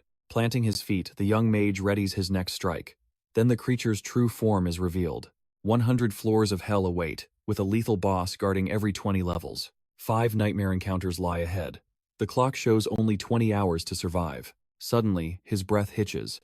A grotesque tide of undead surges from the shadows. In a heartbeat, a nightmare army swarms him. These creatures are truly repulsive. Red eyes gleam with hunger as they howl, giving him no time to breathe. The horde descends like a dark wave, completely swallowing him in their madness. Silence falls, then boom. A blast of azure energy erupts as Cerberus awakens. With his divine summon ready, he declares there is no time for mercy. Cerberus howls, tearing through the dark monsters like a hot knife through butter. The path clears instantly. He smirks, unimpressed by their supposed legendary strength. His partner reveals that Cerberus carries the sacred attribute, devastating all unholy foes. They charge upward, shattering every obstacle, while ascending the treacherous tower floors. Abruptly, the massive beast halts. A chilling presence fills the narrow corridor. Confused, the protagonist demands to know why they have stopped mid-climb. He looks up, his expression hardening. A sinister portal swirls in the arena. The first major floor boss emerges. A terrifying entity born of ancient shadows. Malicious energy chokes the air as a majestic golden carriage rolls forward. Elegant yet deadly figures step out from the swirling black mist. Clad in refined suits, they descend. Polished boots click against the cold stone. The system identifies them as the Fallen Noble Family, a clan of elite vampires. 3 rank A undead stand before him. He must win to save his sister. His partner screams a warning as the bloodthirsty monsters lunge for the kill. The vampire trio strikes with blinding speed, aiming for a swift execution. Stay back, he commands, reaching for a powerful secret guild artifact. He activates the Eye of Time. His iris ignites with a piercing blue light. The youngest noble's movements slow down. Every hidden pattern is now laid bare. He perceives the future, tracking the deadly trajectory of the vampire's next strike. Reading the master's intent, he prepares a devastating counter infused with azure mana. He unleashes a lethal rain of gold and calcium blades at his foe. The youngest noble remains unfazed even as the enchanted steel pierces his flesh. As they collide, he maneuvers with grace, dodging a strike by mere inches. He vaults forward, driving his special daggers deep into the next monster's heart. His blue eyes burn with resolve. He won't stop until they are all dust. He charges the family master, who roars in a fit of absolute fury. His blade bites deep into the master's chest. The vampire snarls, striking back. The impact sends him flying. He hits the ground, gasping through the pain. Wounded but not defeated, he touches the earth, channeling his remaining spiritual energy. He retreats, realizing the bloodsuckers have walked right into his hidden trap. Raising his hand high, he gives the final order to detonate everything. He clenches his fist, triggering a massive wave of blue explosive power. The arena erupts in blinding light as the 3 vampires scream in agony. Each knife costs 100,000 credits. Only rare metals can kill them. His partner panics at the astronomical cost of such a reckless fighting style. Is this a battle or a bank transfer? He doesn't care. Justice isn't cheap. He warns that only their shells are gone. Their true forms awaken now. They have manifested as spectral horrors. Our hero realizes steel alone cannot phase these ghostly entities. Recognizing their ethereal nature, he infuses his blade with the blinding power of the light attribute. With his weapon radiating pure divinity, he launches a desperate, all-out assault against the restless spirits. His sacred edge carves through them as he activates the devastating Chaos Meteor skill immediately. Pillars of celestial fire descend, obliterating every phantom in a massive, purifying explosion of light. A system notification chimes, confirming his total victory and bestowing a mountain of legendary rewards. A luminous staircase materializes, beckoning him deeper into the dungeon's treacherous depths to continue training. Determination blazes in his eyes as he vows to rescue his sister Rhea, no matter what. On floor 40, a majestic divine beast's roar echoes, but its gaze is fixed elsewhere today. The mighty Cerberus ignores our hero, instead tearing into the undead Queen Lamia with fury. Once the carnage ends, the 3-headed terror walks toward the protagonist with surprising calm intent. The monstrous guardian begins licking his face like an affectionate puppy earning a gentle, warm pat. They reach floor 50, when the entity suddenly commands them to halt their advance toward danger. Obeying instantly, the massive beast freezes in its tracks, awaiting its master's next strategic move. Perched atop his companion, the hero questions why they have stopped before a blank, mysterious wall. The entity urges him to activate the Eye of Time and reveal the hidden truth. Waves of azure energy surge through his pupils, piercing the veil of the physical world now. He gasps in disbelief, witnessing a secret chamber that should have been erased from history. The doll transforms into a mysterious card, acting as the key to unlock this ancient seal. He carefully inserts the artifact into a hidden crevice, causing the wall to groan open wide. Leaving his beast to stand guard, he enters to find a massive floating sapphire crystal inside.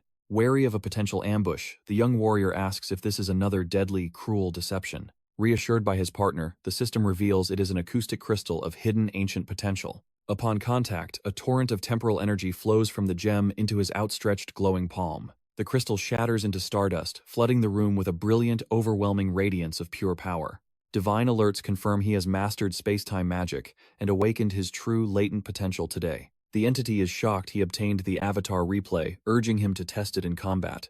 On floor 60, the grotesque zombie Beelzebub, Lord of the Flies, awaits their arrival in shadows. The entity warns of its acidic breath, high-speed flight, and supernatural dark regenerative abilities. Dismissing the exposition, our hero prepares for a high-stakes clash against the winged, rotting nightmare.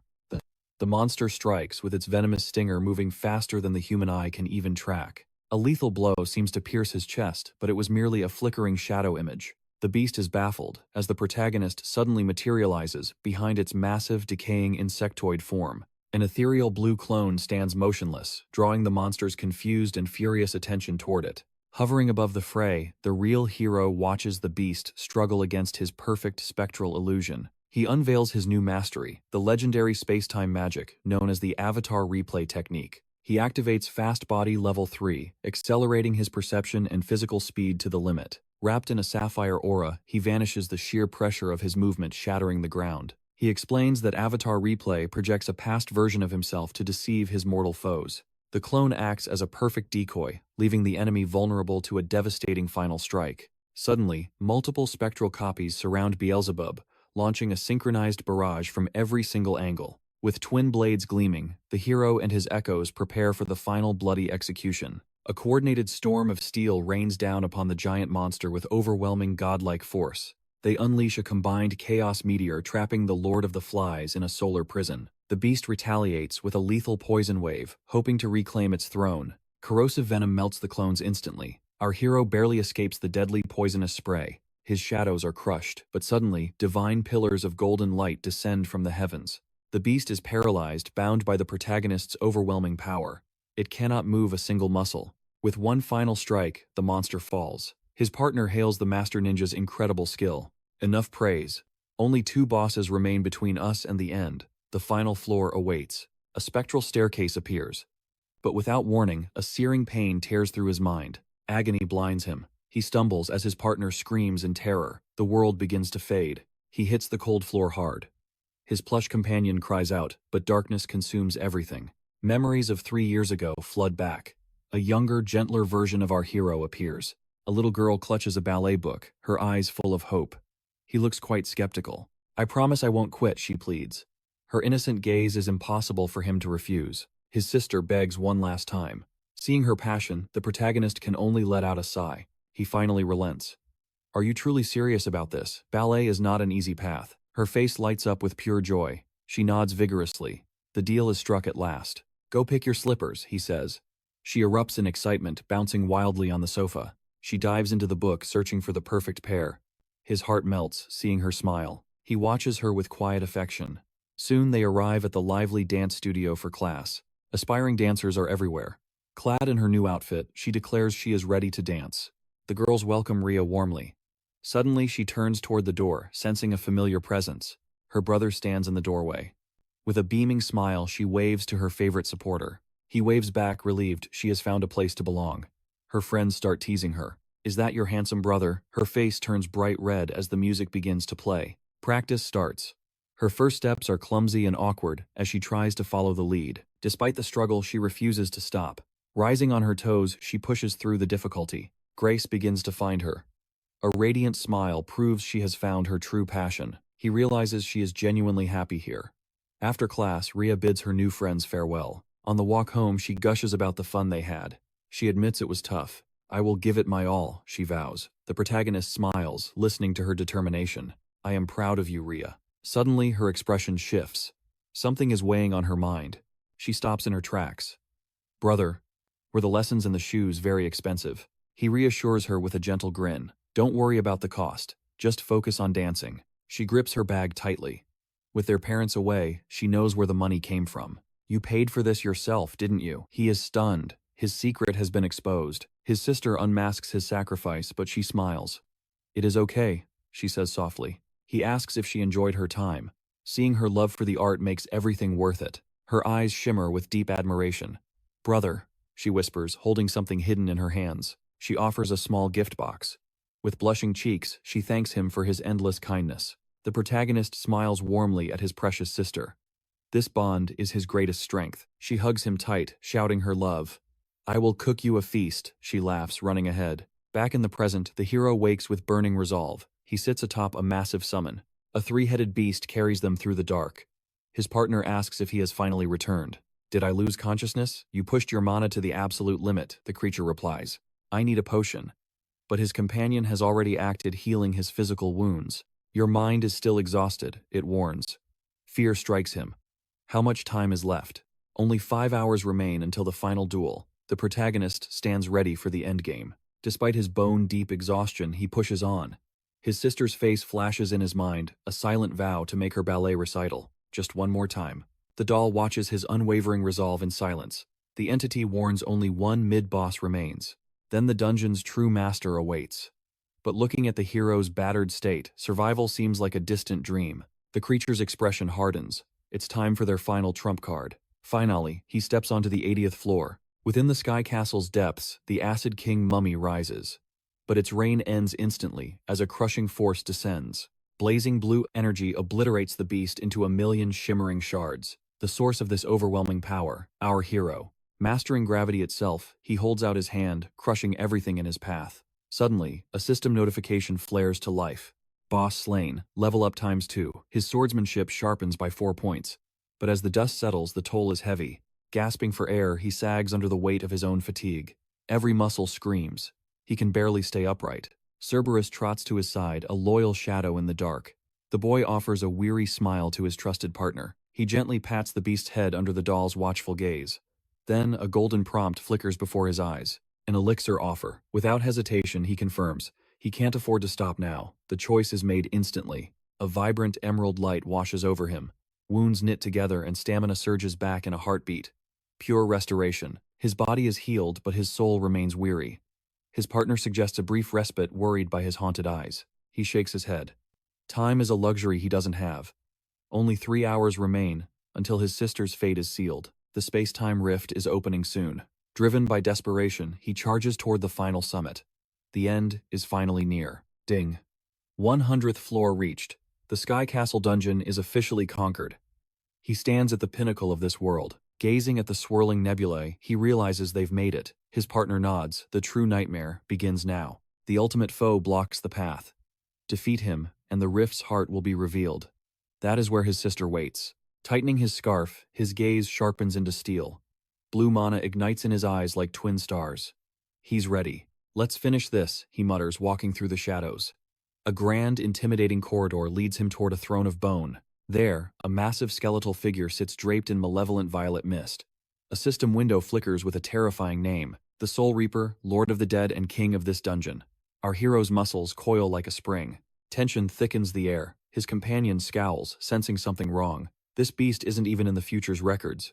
An anomaly in time itself. Suddenly, a raspy voice echoes. A single human dares to stand before me. Shock ripples through him. The monster speaks. The Reaper chuckles, mocking the boy for surviving this solitary climb. Impressive tenacity. The boss sneers, weaving shadows into a wicked blade. Purple lightning crackles around the conjured steel. Not to be outdone, the hero summons his blade radiant with sapphire light. Two legends face off in the silence. The Skeleton King rises. I shall gift you the ultimate curse, he booms, his voice dripping with ancient malice. His partner's eyes widen as the database finally identifies the threat. The screen flashes a warning in blood-red text. The divine scythe of curses, a weapon of pure nightmare and soul-shattering illusions. But the boy doesn't blink. Stat windows mean nothing, he growls. Power is power, regardless of its name. His eyes flare with renewed intensity. I'll end this now. With godlike perception, he scans the Reaper's form, pinpointing a glowing vulnerability in its ribs. The chest is the key. Body acceleration level 3, he bellows. Reality blurs as he bursts into motion. Like a blue streak, he hurtles toward the Reaper.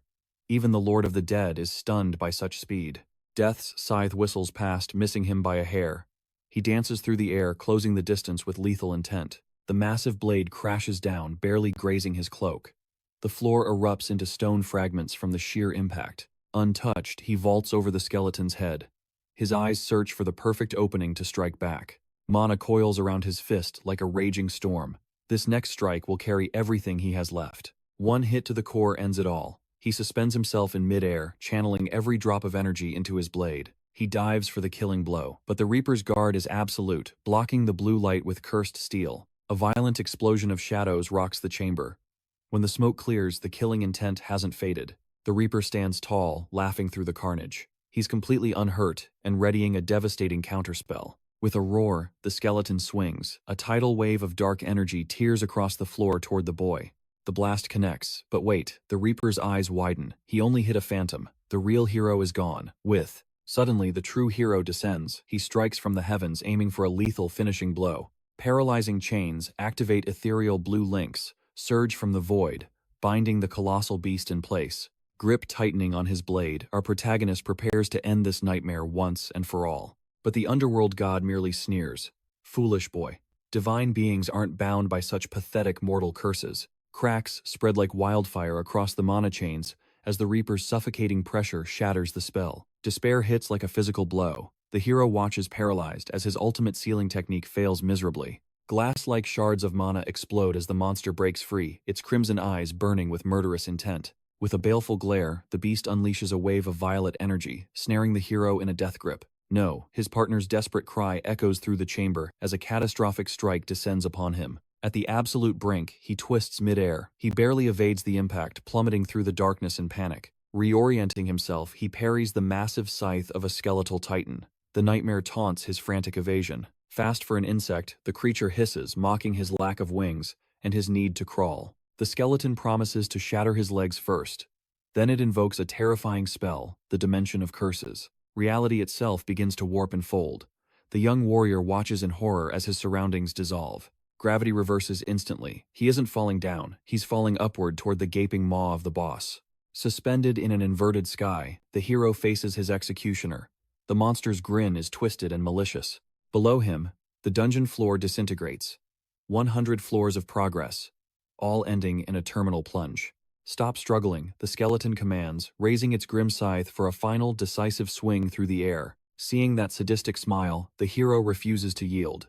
He manifests a shimmering blue dagger, his last hope. Steel meets bone. The dagger clashes with the massive scythe, triggering a violent, blinding mana explosion. Can't win without taking risks, he roars, detonating the blast. The recoil hurls him deep into the void. Tumbling through the distorted sky, the protagonist realizes he is headed straight for a lethal boundary wall. Driven by pure instinct, he drives his blade into the masonry, desperately trying to anchor his momentum. The wall shatters, but he catches himself on the floating debris, eyes burning with renewed determination. The skeletal monster pauses, genuinely stunned by the boy's sheer tenacity and quick-witted survival tactics.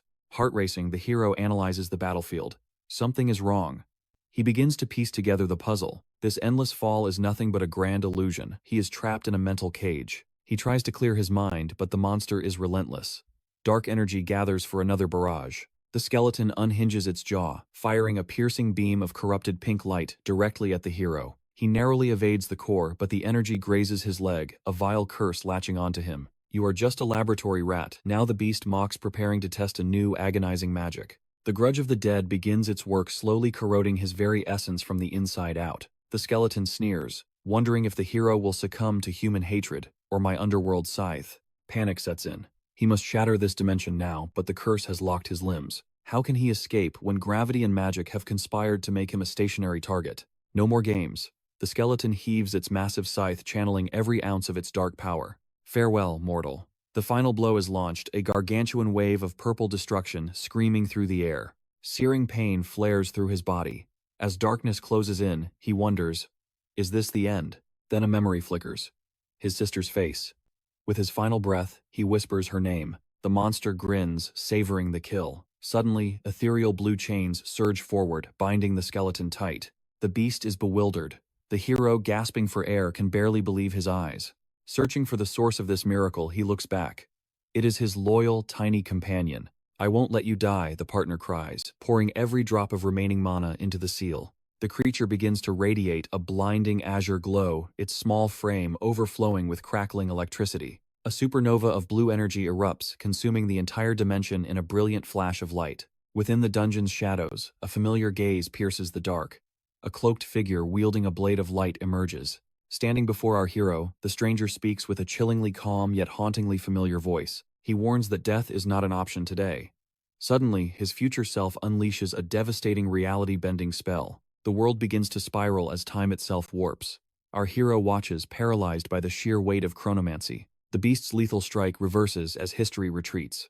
In a blink, the entire battlefield undergoes a violent transformation. Plummeting through a void beyond logic, he swings, his blade shattering an unseen wall that guards this dimension. Glass-like shards rain down as he drifts.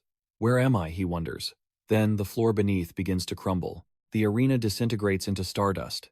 Massive ruins drift through the abyss as the world tries to reconstruct itself. Gravity returns as he lands eye to eye with the undead titan. Both warrior and beast stand frozen in pure confusion. The monster trembles, sensing a power beyond its kin. Was that a divine tier spell cast by a mere mortal? Suddenly, the cloaked savior descends, standing shoulder to shoulder with our hero. It is his future self, seasoned by war. It has been ages since I looked that young, he muses. Infuriated, the monster roars that the opening act is over. Enough talk. The Lich erupts with malevolent purple aura, weaving a dark ritual to summon his wretched thralls. Twisted angels with sadistic grins crawl from the shadows. Confronted by this unholy legion, the future warrior remains unfazed. These are rank A nightmares, the Elder warns. He commands his younger self to rise and prepare for the true hunt. I will handle the trash. You take the boss, he declares. Our hero freezes, stunned by the suicidal solo mission. That thing is a god, he cries. But his future self just smiles, revealing his mastery over space and time. We share the same soul, do not we, he grins. Trust your blood. Hearing those words, the young hero's fear vanishes. Clarity strikes him like lightning. With newfound resolve, he nods, ready to step into the flames of Destiny's forge. As they steel themselves, the Elder shares a secret strategy. Together they will bring this divine monstrosity to its knees. The duel begins as the Lich watches with cold disdain. With a bony finger he marks them for certain death. Kill them all, the beast shrieks. Instantly, the swarm of fallen angels dives a black cloud of feathered malice. Boom. A massive burst of cerulean mana obliterates the vanguard. Seizing the moment, the two heroes charge into the fray. The grand battle erupts. The Elder Warrior meets the descending horde with a smirk that spells their absolute doom. Gravity territory activate, he shouts. An invisible weight crushes the air, pinning the flying demons in place like insects. They struggle in vain, frozen by his power. Come on, is that all you have got? He taunts the trapped army. Bring me your worst, he yells. Amidst the chaos, our young hero sprints, his blade thirsting for the boss's blood. Stray minions lung at him, but he dances through the carnage. Nothing can stop his momentum toward the skeletal king. He charges on. Sensing the distance, his future self casts an acceleration field, boosting the boy's speed to blinding levels. He becomes a blur of steel. Thanks, he shouts. As he nears the monster, sneers at the approaching inferior worm. You are just a filthy insect, the boss spits. But with fire in his eyes, the hero prepares his final retort. Drop dead, he roars. The Lich invokes the dimension of curses, weaving a web of despair to halt his advance. I know your tricks, he shouts. With a burst of sheer will, he shatters the curse like brittle glass. The shield breaks, leaving the monster stunned. Our hero's eyes blaze with fury as he launches his ultimate strike. You insolent brat, the Lich screams. Our hero realizes that feints are useless now. He must go for the heart. Direct confrontation is the only way. He lunges, aiming his steel directly at the creature's cold, hollow chest. Steel meets shadow, sparks fly as their powers collide in a blinding flash. Now, he unleashes his trump card.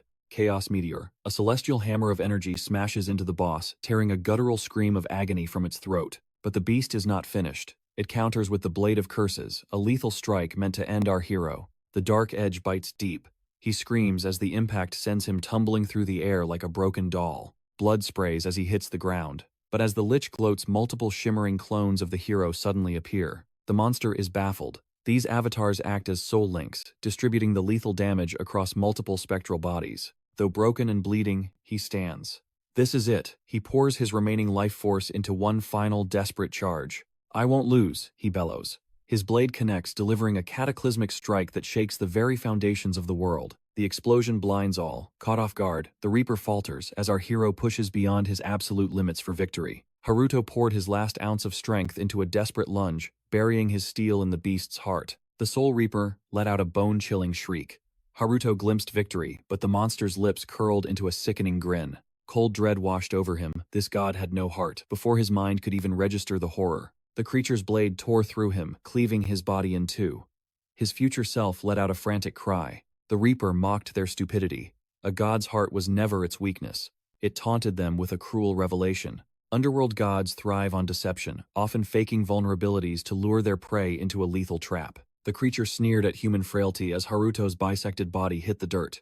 It cackled, commanding its minions forward. Its dark swarm surged as it jeered at future Haruto, mocking him for being the last one standing. Trembling with disbelief, the future warrior gasped that it was impossible, his mind racing to find their only hope. The Reaper bellowed that a god is flawless, boasting that if a weakness even existed, it would be as untouchable as fate itself, the forbidden crown of Hades, the core of its divine essence. It ordered its monsters to devour the survivor, declaring that no pleas for mercy would ever be heard. Yet future Haruto remained eerily calm. He asked his past self if he caught that hint they finally knew. Suddenly, the real Haruto materialized behind the Soul Reaper, his blade aimed straight for the monster's skull. Message received, he growled. The Soul Reaper spun around in pure shock, screaming that this couldn't be real. It had just butchered him. How was he alive? Haruto smirked, explaining the body it cut was merely a phantom decoy. When the Reaper struck, Haruto activated Avatar Replay to create a perfect double. While the clone took the hit, the real Haruto stayed hidden, waiting for this exact moment. The Reaper roared that no mortal survives a direct hit of divine power. Haruto admitted it was a fatal blow. It was indeed a lethal strike, but his future self had cast a space-time miracle, roll back. Time literally inverted for Haruto just before the killing blow landed. His future self added a warning that this complex chronomancy could only be used once per soul. Fortunately, their desperate gamble had paid off. The Reaper lunged in a rage, but future Haruto unleashed Stop Chain Level 78, binding the god. With the beast shackled, he signaled for the finale. Haruto faced the Reaper, eyeing its divine crown. He confirmed the Reaper's own hubris had revealed its weakness. His future self chimed in with a promise to obliterate the monster completely. They were going to smash that hideous head into a million fragments. Haruto inhaled deeply, and a memory of his sister's loving smile flashed across his vision. That warmth surged through his soul, igniting a tidal wave of power. With his determination reaching its peak, he unleashed his full might. One devastating swing severed the Reaper's head. Then he leaped high, moving like a blur of lightning as he shredded the divine skull into dust. The Reaper's head vanished. The god's massive body crumbled, defeated at last. As it fell, its dark minions dissolved into the void. Haruto touched down as a system alert flashed. The underworld god Soul Reaper has been annihilated. Rewards flooded his interface. 120,000 experience points and 35 million credits. He turned to his future self, reporting the target was neutralized. Suddenly, a glowing staircase materialized. The path to the top floor opened. It's finally time, his older self noted. Haruto nodded, moving forward. Joining him, Haruto studied his older self with concern, asking if that's really his future appearance. Future Haruto raised a playful fist. Haruto laughed quickly, clarifying his true meaning. He just wished his powerful future self had helped from the start. They began ascending the stairs. The elder reminded him he was a last resort. The flow of time was far more complex than it seemed. He cut the talk short as the space-time rift began to hum, signaling their limited window. He grabbed Haruto's hand with iron urgency, urging him forward. They stepped onto the fog-drenched summit. A thick mist blanketed the sky castle's peak. Suddenly, future Haruto pointed toward the celestial ceiling, shouting that it was here. Above them, the sky fractured and exploded with waves of pure energy. At the center of the chaos floated a small girl, their sister Ria. His future self warned him. The portal would only remain open for 9 minutes and 48 seconds. They had to be careful. Time was running out. His future self surged toward the rift, igniting his haste field in a blur of mana. Concentric rings of energy erupted as they soared. Haruto followed close behind, their hearts pounding in perfect sync. Reaching the void, Haruto screamed Ria's name. Her eyes snapped open, her hand trembling as she reached for his voice. Stay focused, his future self warned. Inside this temporal abyss, the world's laws are shattered. Only Chronos magic rules here. Cause and effect meant nothing now. Without hesitation, his future self dived straight into the swirling chaos of the whole. I'll blast her out with my remaining mana, he roared. Haruto, prepare yourself, you must catch her. Bracing behind Ria, his future self channeled every ounce of space-time power into a final, desperate shove to save her. Ria drifted toward the light. Haruto strained his eyes, his vision blurring as he reached into the unknown for her. Big brother, she cried out. But joy turned to ice as the rift began to violently collapse inward. What's happening? Haruto screamed in terror. His future self gasped, eyes wide. The portal was shutting far too soon. Dread washed over them as the exit shrank rapidly. The window of salvation was vanishing before their very eyes. Ria was almost crushed. In a suicidal move, his future self strained to hold the jagged edges open with everything. Pull her out, Haruto. Now he shrieked in agony. I'm on it, Haruto roared back with absolute unwavering resolve. Unleashing his own temporal magic, he willed Ria toward him. His future self groaned, his body flickering under the strain. If she's caught when it snaps, she'll be torn apart, and if you miss the catch, she won't survive the fall. Haruto's focus reached a fever pitch. I won't let her go, not again, he vowed through gritted teeth. Ria cleared the threshold and plummeted. Her hand stretched toward him, the only tether in a world of total chaos. He lunged, catching her in a crushing embrace. I've got you. Now hurry, get out of there, he yelled back. Silence was his only answer. Haruto's heart sank. Hey, why aren't you moving? We have to go now. His future self turned a bittersweet smile gracing his worn face. This is where our paths must finally diverge, Haruto. Haruto froze, his mind reeling. What are you saying? I've reached my limit, the elder replied, fading into light. The Chronos factor is spent. That last push cost me everything. There is no power left for the journey home. Haruto tried to protest, but his future self raised a hand, his expression turning solemn and incredibly stern. Listen, Haruto, he began. You were a terrible student. Always whining, making reckless mistakes, and letting emotions blind you. Every time you grew, you would find a way to mess it up again. You were truly a handful to teach. Yet, I don't regret a single moment. Fighting by your side was an honor, because of your kind human heart. The space-time gate is sealing forever. This is our final goodbye, my younger self. Make it count. Wait, don't leave me, Haruto sobbed, refusing to accept the inevitable. This could not be the end of their bond. The elder placed his final hopes on Haruto. Protect our world. Protect your place in it. The future is yours. Choking back tears, Haruto finally agreed. I promise. I'll take it all on. A faint, proud chuckle echoed through the void. Keep that promise, he whispered. He glanced at Ria, his voice softening. You are safe now, little lady. Don't worry. Ria tilted her head, a realization dawning. Are you? My brother too? The question struck him like a gentle wave. Memories of Ria's warmth and sweetness flooded his mind. He offered one last radiant smile. Welcome home, Ria. The rift snapped shut, and with a flash of stardust, Haruto's future self vanished into the annals of time forever. As the silence returned, Haruto collapsed, clutching his chest. A guttural cry erupted from his soul for his lost mentor. He had won the battle and saved his sister, but the price of victory was a soul-crushing loss. The next day, the sun rose over the academy. Haruto stepped into his classroom, exhausted but forever changed. Suddenly, a wave of girls swarmed him. Their faces were lit with excitement as they crowded around his desk. We have been waiting for you, they chirped. Even the elite third-year seniors had gathered to see the hero. A representative of the Ryuga Victims Association stepped forward. On behalf of all of us. Thank you, Haruto. The room erupted in gratitude. That monster Ryuga finally got what he deserved. You crushed that disgusting predator. We can finally sleep without fear because of you, another sobbed. You are our true savior, our shining knight. Who would ever call you the god of plagues? One laughed. You are the hero we have all been dreaming of. Haruto stammered, his face turning beet red. Please stop. I just wanted a quiet life, he thought desperately. Then a familiar figure approached through the crowd. It was Yuzuki. She bowed deeply, her expression soft and sincere. Acting as the council's face, she offered a formal apology for the president's recent actions. He dismissed the concern, yet she insisted she couldn't let the matter rest so easily. She had to take responsibility as the future president. Locking eyes, she made a proposal. Yuzuki asked him to join the school's inner circle, catching him completely off guard. She was scouting elite talent, wanting him to lead the council's special mage security force. The room erupted in whispers, but Haruto's cold rejection left the future president in shock. Desperate, she seized his hand and pleaded, promising anything if he'd only join them. Ren watched in disbelief as Yuzuki threw herself at Haruto, her heart racing with shock. Ami offered a comforting word, while a classmate pulled the future president back to class. As she was dragged away, Yuzuki barked that their talk would resume over lunch break. She commanded him to wait in the room, wielding her new authority as president now. Haruto could only sigh in exhaustion. Later he escaped to the roof to check stats. Level 98, rank C. The system was pushing for an immediate adventurer rank promotion. His swordsmanship hit 64, while space-time magic reached 82 with monstrously high stats. He'd unlocked 5 new spells. With power like this, he felt truly and utterly invincible. It made sense after all the enemies he'd crushed.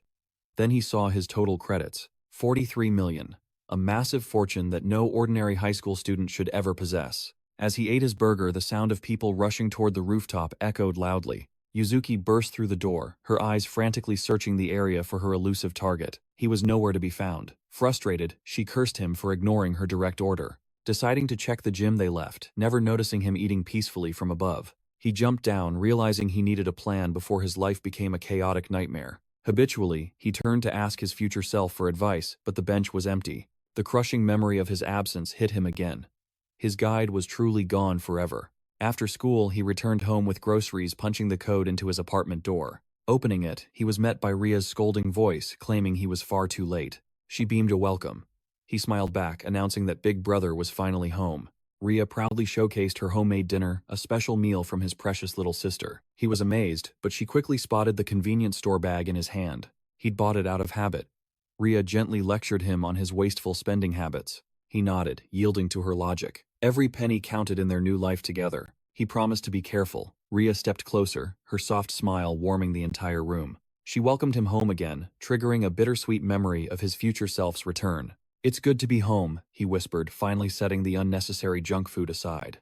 Before dinner, they gathered before their family portrait to offer a prayer of gratitude. Rhea thanked their parents for watching over them, a sight that touched his heart. Then her eyes found the scarf. She couldn't believe he'd kept her gift so long. "Of course I did," he replied. She reminded him it was the heat of June. He playfully claimed he gets cold easily. After changing, they finally sat down to eat. Rhea proudly presented her culinary masterpiece. He smiled, thanked her, and took a bite. She watched eagerly for his reaction. He looked up and told her it was delicious. Rhea's eyes sparkled with relief. She whispered, "Am I really back home at last?" "You're home," he confirmed. The government paperwork was done. She was officially back. She thanked him, eager to reclaim the 2 years stolen by her tragic fate. Haruto smiled. Their new chapter was starting, and he would protect her no matter what. Her dreams of the dance academy were finally within reach. He promised money would never be a hurdle. Not today, and not in the decades to come. He joked she'd still be dancing as a grandmother. Rhea's laughter echoed, though she wondered about the teddy bear. Was their future self truly the provider? Haruto, main character, nodded. Their debt to his future self was immeasurable. They owed him their very lives. But a heavy mission remained: saving the world.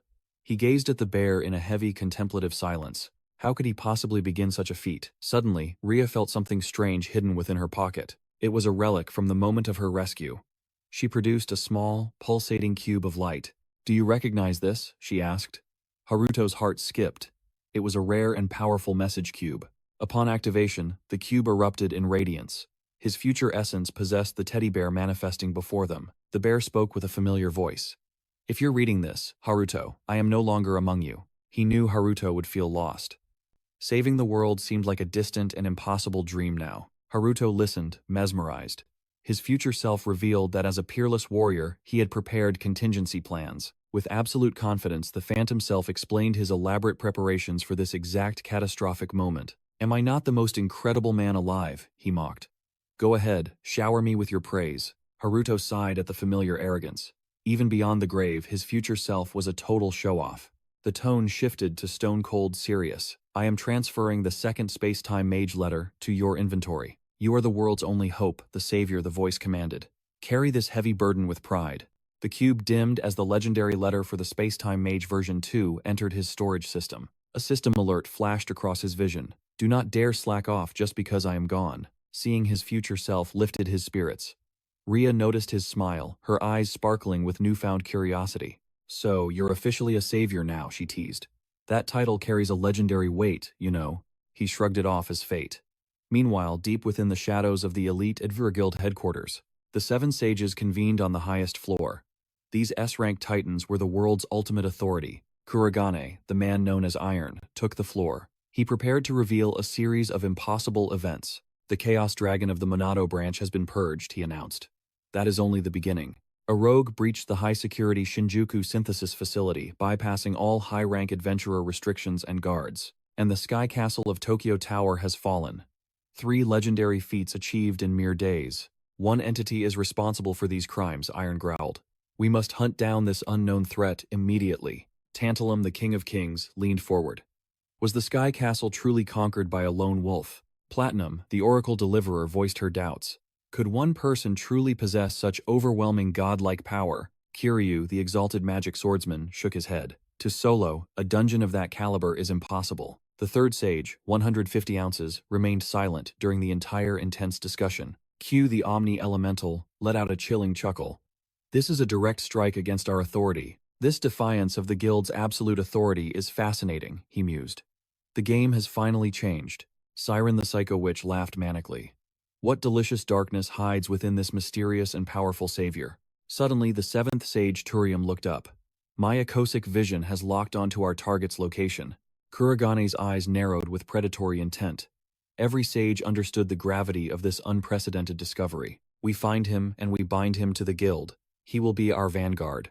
Kurogane adjourned the sages' council. The next morning, a mother and child walked down a peaceful street. They shared a happy moment together. The mother's attention was momentarily stolen by vibrant flowers nearby. As the mother stopped to admire the blooms, her hand slipped from her daughter's small grip. A shimmering blue butterfly caught the girl's eye. Mesmerized, she began her innocent chase toward the road. A massive truck roared around the corner. The driver slammed the brakes, screaming in a desperate panic. The horn's wail pierced the air. The mother turned her blood, turning to ice as she screamed. She lunged for her child, but the truck was inches away. The girl's balloons drifted toward heaven. Just as tragedy was about to strike, a blinding flash appeared. Haruto stood before the mother, cradling the girl safely. The mother froze in pure shock, unable to process the miracle. Once she saw her daughter was alive, she rushed forward, sobbing with relief. Haruto softly asked if the child was frightened, whispering that the danger had passed. He gently set her down, and the little one offered a tiny thanks. Her mother pulled her into a desperate hug, crying out in relief that she was okay. Haruto smiled, knowing his timing was perfect. When he first spotted her, he feared he was too late. But using space-time magic, he made it at the cost of the girl's balloon and his own drink. A tiny price for a life. He clenched his fist, filled with the satisfaction of using his power for good. The mother approached, wanting to express her deep gratitude, but Haruto simply waved her off. She insisted, however, claiming such heroism deserved a name. But our protagonist politely declined the request, asking her to forget the incident. He had no desire to attract even more unwanted attention than he already had. Grabbing his bag, he made his exit. The mother called out to him, but he was already a blur of motion. Seconds later, he reached the Adventurer Cultivation Academy. He leaped between rooftops with ease until he landed on the Inda school roof. Looking down, he spotted the student council at the gates, searching for him everywhere. With a heavy sigh, he entered class, but the whispers and stares were inescapable from his peers. He didn't need time flow magic to feel like he was being watched like prey. Ren watched from afar, feeling him drift further away into another world, beyond her reach. It reminded her of the day they crossed paths at the Adventurers Guild, at the Shinjuku branch. She recalled reporting her progress after a grueling mission there, identifying as a nano-district student. She had just completed a dangerous Rank B dungeon exploration, successfully. The receptionist thanked her, but as she turned to leave, he stopped her, asking if a student named Haruto attended her school. Surprised, she confirmed she knew him well. He explained that Takamine from the synthesis lab had just unveiled a revolutionary theory, built upon the legendary Kuju theory. When questioned, Takamine revealed a shocking secret, that a nano student had provided the vital clue. The clerk remarked how unbelievable it all felt. Ren stared at Haruto, now wondering how deep his secrets truly ran. Morning lectures ended. The professor mentioned an exchange student would be arriving next week. As a final note, during lunch, Haruto returned to the roof to check future messages, left by his older self. A recording played, urging him to master the way of the sword, above all else. Space-time magic was merely support, not his true ultimate weapon, which lay within his blade. To reach legendary heights, he had to live by the sword, completely. The message ended with a cryptic promise that he would understand the reason soon. Enough. As the hologram vanished, Haruto lay back, annoyed by his future self's mystery and lack of clarity. Meanwhile, a terrifyingly powerful presence arrived on the school grounds, unannounced. Using stealing steps and flash stride, the stranger warped across the campus with unnatural speed. Haruto's heart hammered as he sensed a monstrous aura behind him, standing on the roof.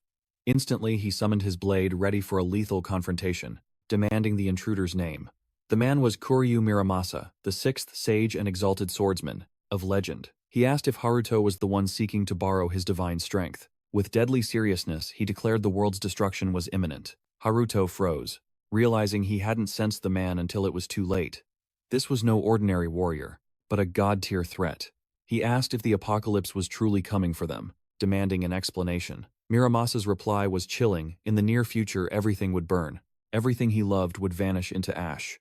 Haruto froze, Ria's face flashing before his eyes. He leveled his blade at Miramasa, refusing to swallow such a wild claim from a total stranger he didn't trust. He didn't know this man's character. Miramasa had simply appeared from the shadows, barking empty threats, and acting just like that insufferable future version of himself.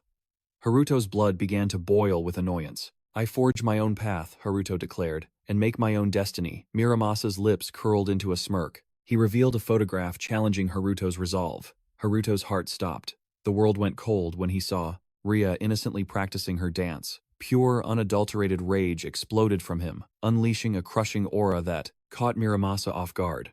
This wasn't mere bloodlust. It was something primal, an abnormal, overwhelming pressure. Yet Miramasa saw the spark of a true master. Relax, he said. It was just a simple background check. Your sister is unharmed. Muramasa drew his steel, swearing on his honor that his intentions were clean. For now. He brushed past Haruto, cold and confident. If you need steel to talk, then let's dance. Haruto's fury peaked. You've crossed the ultimate line. Muramasa leaped back, a warning dancing in his eyes. Don't regret what comes next, kid. The air grew heavy as Muramasa unleashed his terrifying killing intent. Haruto gasped. The Chronos factor had vanished around his foe. He was blind to the flow of time. The battlefield went silent. Muramasa mocked him. Cat got your tongue. Because ready or not, here I come. He flickered out of existence, reappearing instantly within Haruto's personal space. It was a total shock. True killing intent isn't about showing bloodlust, Muramasa whispered. It's about erasing your very existence. His blade whistled through the air. Haruto barely reacted, twisting his body mid-air to escape the lethal arc. He realized the trick. The skill was purging the Chronos factor nearby. Why explain your secrets? Haruto quipped, struggling to stay calm. Are you some cliché manga villain? Muramasa's expression didn't waver. I'm telling you because even with the knowledge you cannot win. By erasing my presence, the initiative is always mine. The predator had found his prey's blind spot. In a blink, Muramasa materialized behind Haruto. As the boy spun to defend himself, a cold blade bit into his flesh. Miramasa's victory smirk widened until the image began to flicker. It was a mirage, an avatar replay clone. To Miramasa's horror, the real Haruto emerged from the shadows behind him. Swinging with lethal intent, Muramasa contorted his body, barely evading the killing blow. Frustration flared in Haruto's eyes as the swordsman retreated to regain his footing. Miramasa's mind raced. That strike should have landed. Was it more than just a simple afterimage? As he steadied himself, 2 buttons popped from his coat, shorn off by the sheer pressure of the near miss. Haruto didn't hesitate. He activated Quickbody, blurring into a high-speed charge that tore up the ground. As his blade descended, Muramasa's smile returned. Now this is finally getting interesting, he laughed. Steel clashed against steel, a shower of sparks illuminating their faces. Muramasa locked eyes with the boy. What's next? Hero Haruto knew he was blind to time, so he shifted his entire strategy. He parried the blade aside and triggered his stop chain skill, binding his opponent in place. Muramasa froze his movement, completely paralyzed. Haruto's fist began to glow with a terrifying, concentrated power. The swordsman's eyes widened. Haruto lowered his stance, winding up a strike that hummed with energy. Chronofist Muramasa dropped his weapon, desperately activating his steel body technique to survive the impact. The punch connected with a thunderous boom. A shockwave erupted, blasting Muramasa backward through the air. He tumbled, yet his iron defense held. Muramasa was genuinely impressed. That was no ordinary strike. He gazed at Haruto, seeing the unmistakable aura of an awakened one. Haruto hissed a curse, shocked that his trump card failed to end it. Then Muramasa did the unthinkable. He called a truce. He approached Haruto with a calm grace, offering a sincere apology for bringing Ria into their conflict. He bowed low, seeking forgiveness for his trespass, and vowing never to involve her again. Haruto stood, speechless, his mind reeling from the sudden shift. Muramasa retrieved his blade, preparing to depart. Wait, Haruto roared. You don't just walk away. Our battle isn't over yet. This isn't settled, Muramasa declared, inviting Haruto to finish their duel at his own academy. Haruto was bewildered. Muramasa explained that while Haruto had raw talent, he was still pitifully weak. To reach his true potential, Haruto needed to master the sword's mysteries at Muramasa's elite school. Suddenly, a warning from his future self echoed. To master space-time magic, first master the blade. The message was undeniable. He had to live by the sword to become the ultimate mage. I still don't trust you, Haruto growled, his eyes narrowing at the mysterious master's sudden offer. Muramasa smirked. I am vastly stronger than you. Isn't that reason enough to follow my lead? With a final taunt, Muramasa vanished, leaving a silent challenge hanging in the cold morning air. Haruto reached into his pocket and pulled out an exchange permit for the elite Azabu Academy. Muramasa had secretly planted it during their clash. He had been one step ahead all along. That man. He really knows how to get under my skin, Haruto muttered, in pure frustration. At the school gates, Muramasa adjusted his coat, a sharp glint flickering in his cold eyes. Haruto was the real deal. Muramasa refused to let the sages use him as a disposable pawn. He would train the boy to infiltrate the sages and eventually dismantle their corrupt empire. Kira's plans will crumble, he vowed. Meanwhile, Haruto examined the prestigious exchange student permit. The program was set for July 1st to the 13th, 2054. Candidates must be enrolled in an elite school affiliated with the Central Cultivation Agency to apply. Student council members were promised grade A treatment and legendary perks at the new school. Join the council, Yuzuki screamed, bursting onto the roof with her usual explosive energy. Haruto stood up, a smirk playing on his lips. Perfect timing. I'm in Yuzuki. She froze in absolute shock. She never expected him to agree to her request so easily. 1 week later, at Azabu, Yuzuki beamed with pride as they walked together through the gates. It's my duty as a council member, Haruto lied, keeping his true intentions hidden from her. In truth, those legendary grade A perks were the only thing fueling his sudden motivation. Azabu was the pinnacle, a legendary institution known for forging the world's most elite S-rank adventurers. It was a fortress for the elite, requiring a staggering magic deviation score of 70 for entry. As they approached the entrance, Yuzuki turned to him, her eyes sparkling with nervous excitement. Let's show them what we've got, she cheered though. Haruto could only offer a shaky nod. They entered a massive, opulent lounge, the air thick with the presence of high-level warriors. We must greet the chairman first, Yuzuki noted, weaving through the crowd of staring students. Elite students whispered their cold gazes, judging the two newcomers who dared enter their domain. Haruto ignored the pressure. Sensing his unease, Yuzuki reached out with a reassuring, shaky smile. Don't worry, I'm right here, she chirped. Haruto sighed, wondering if she could survive this place. On the 20th floor, they reached the chairman's door. Haruto took a breath and knocked. They entered to find Muramasa himself waiting, looking every bit the sovereign of the academy. Haruto's jaw dropped. The legendary swordsman and the school chairman were the exact same person. Welcome, Muramasa began. In this age of magic, we remain the final sanctuary for swordsmanship. Their curriculum was unique within the agency, prioritizing the lethal beauty of the blade over spells. Here, magic duels were forbidden.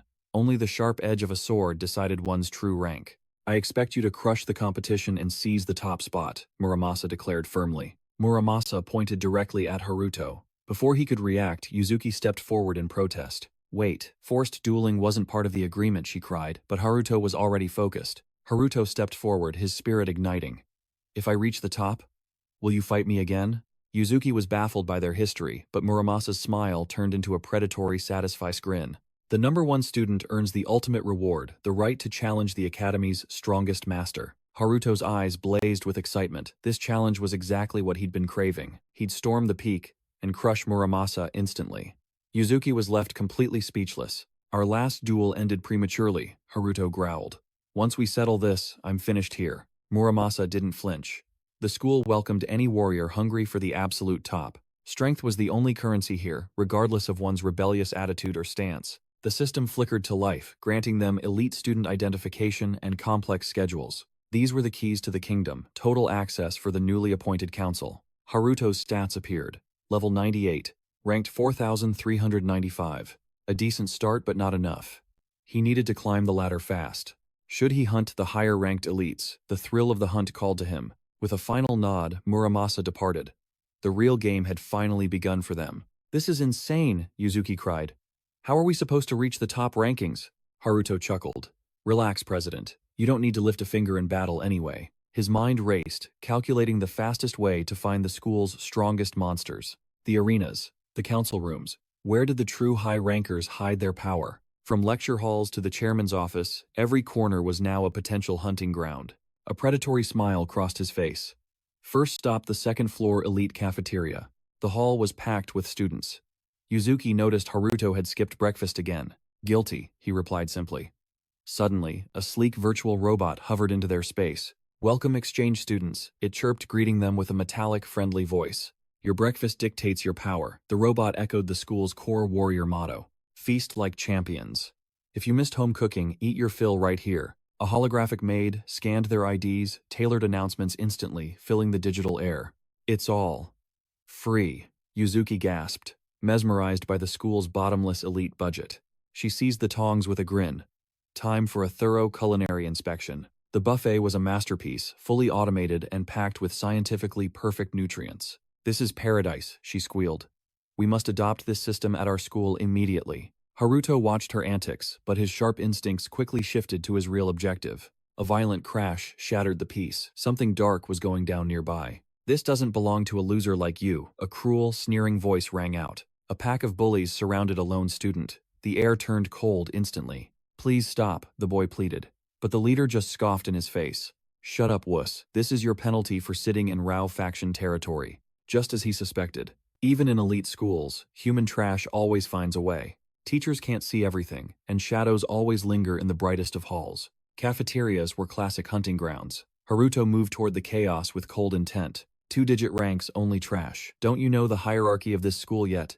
The student trembled, stammering that seating shouldn't matter in a public dining hall. It matters because I say so, the bully roared, grabbing the boy roughly. Zero magic capacity, the god of plagues. Those words piqued Haruto's immediate interest. The student hit the floor hard.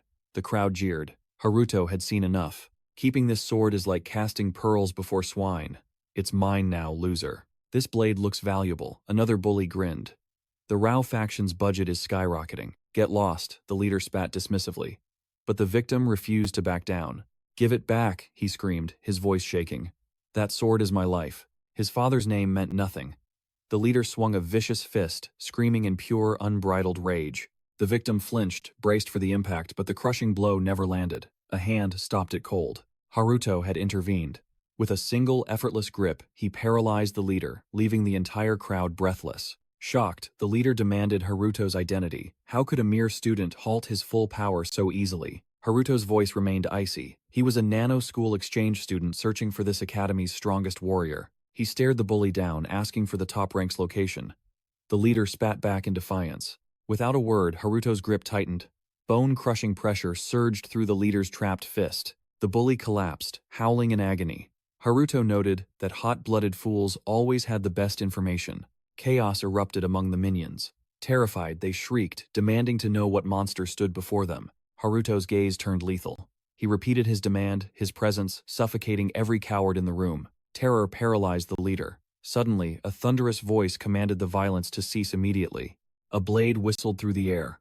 Haruto leaped back narrowly, escaping the steel that thirsted for blood. He felt it a ghostly, invisible edge that nearly claimed his life. The true monster had finally arrived. Ryu Nobunaga stepped forward, his faction behind him. He warned Haruto against laying hands on his kin.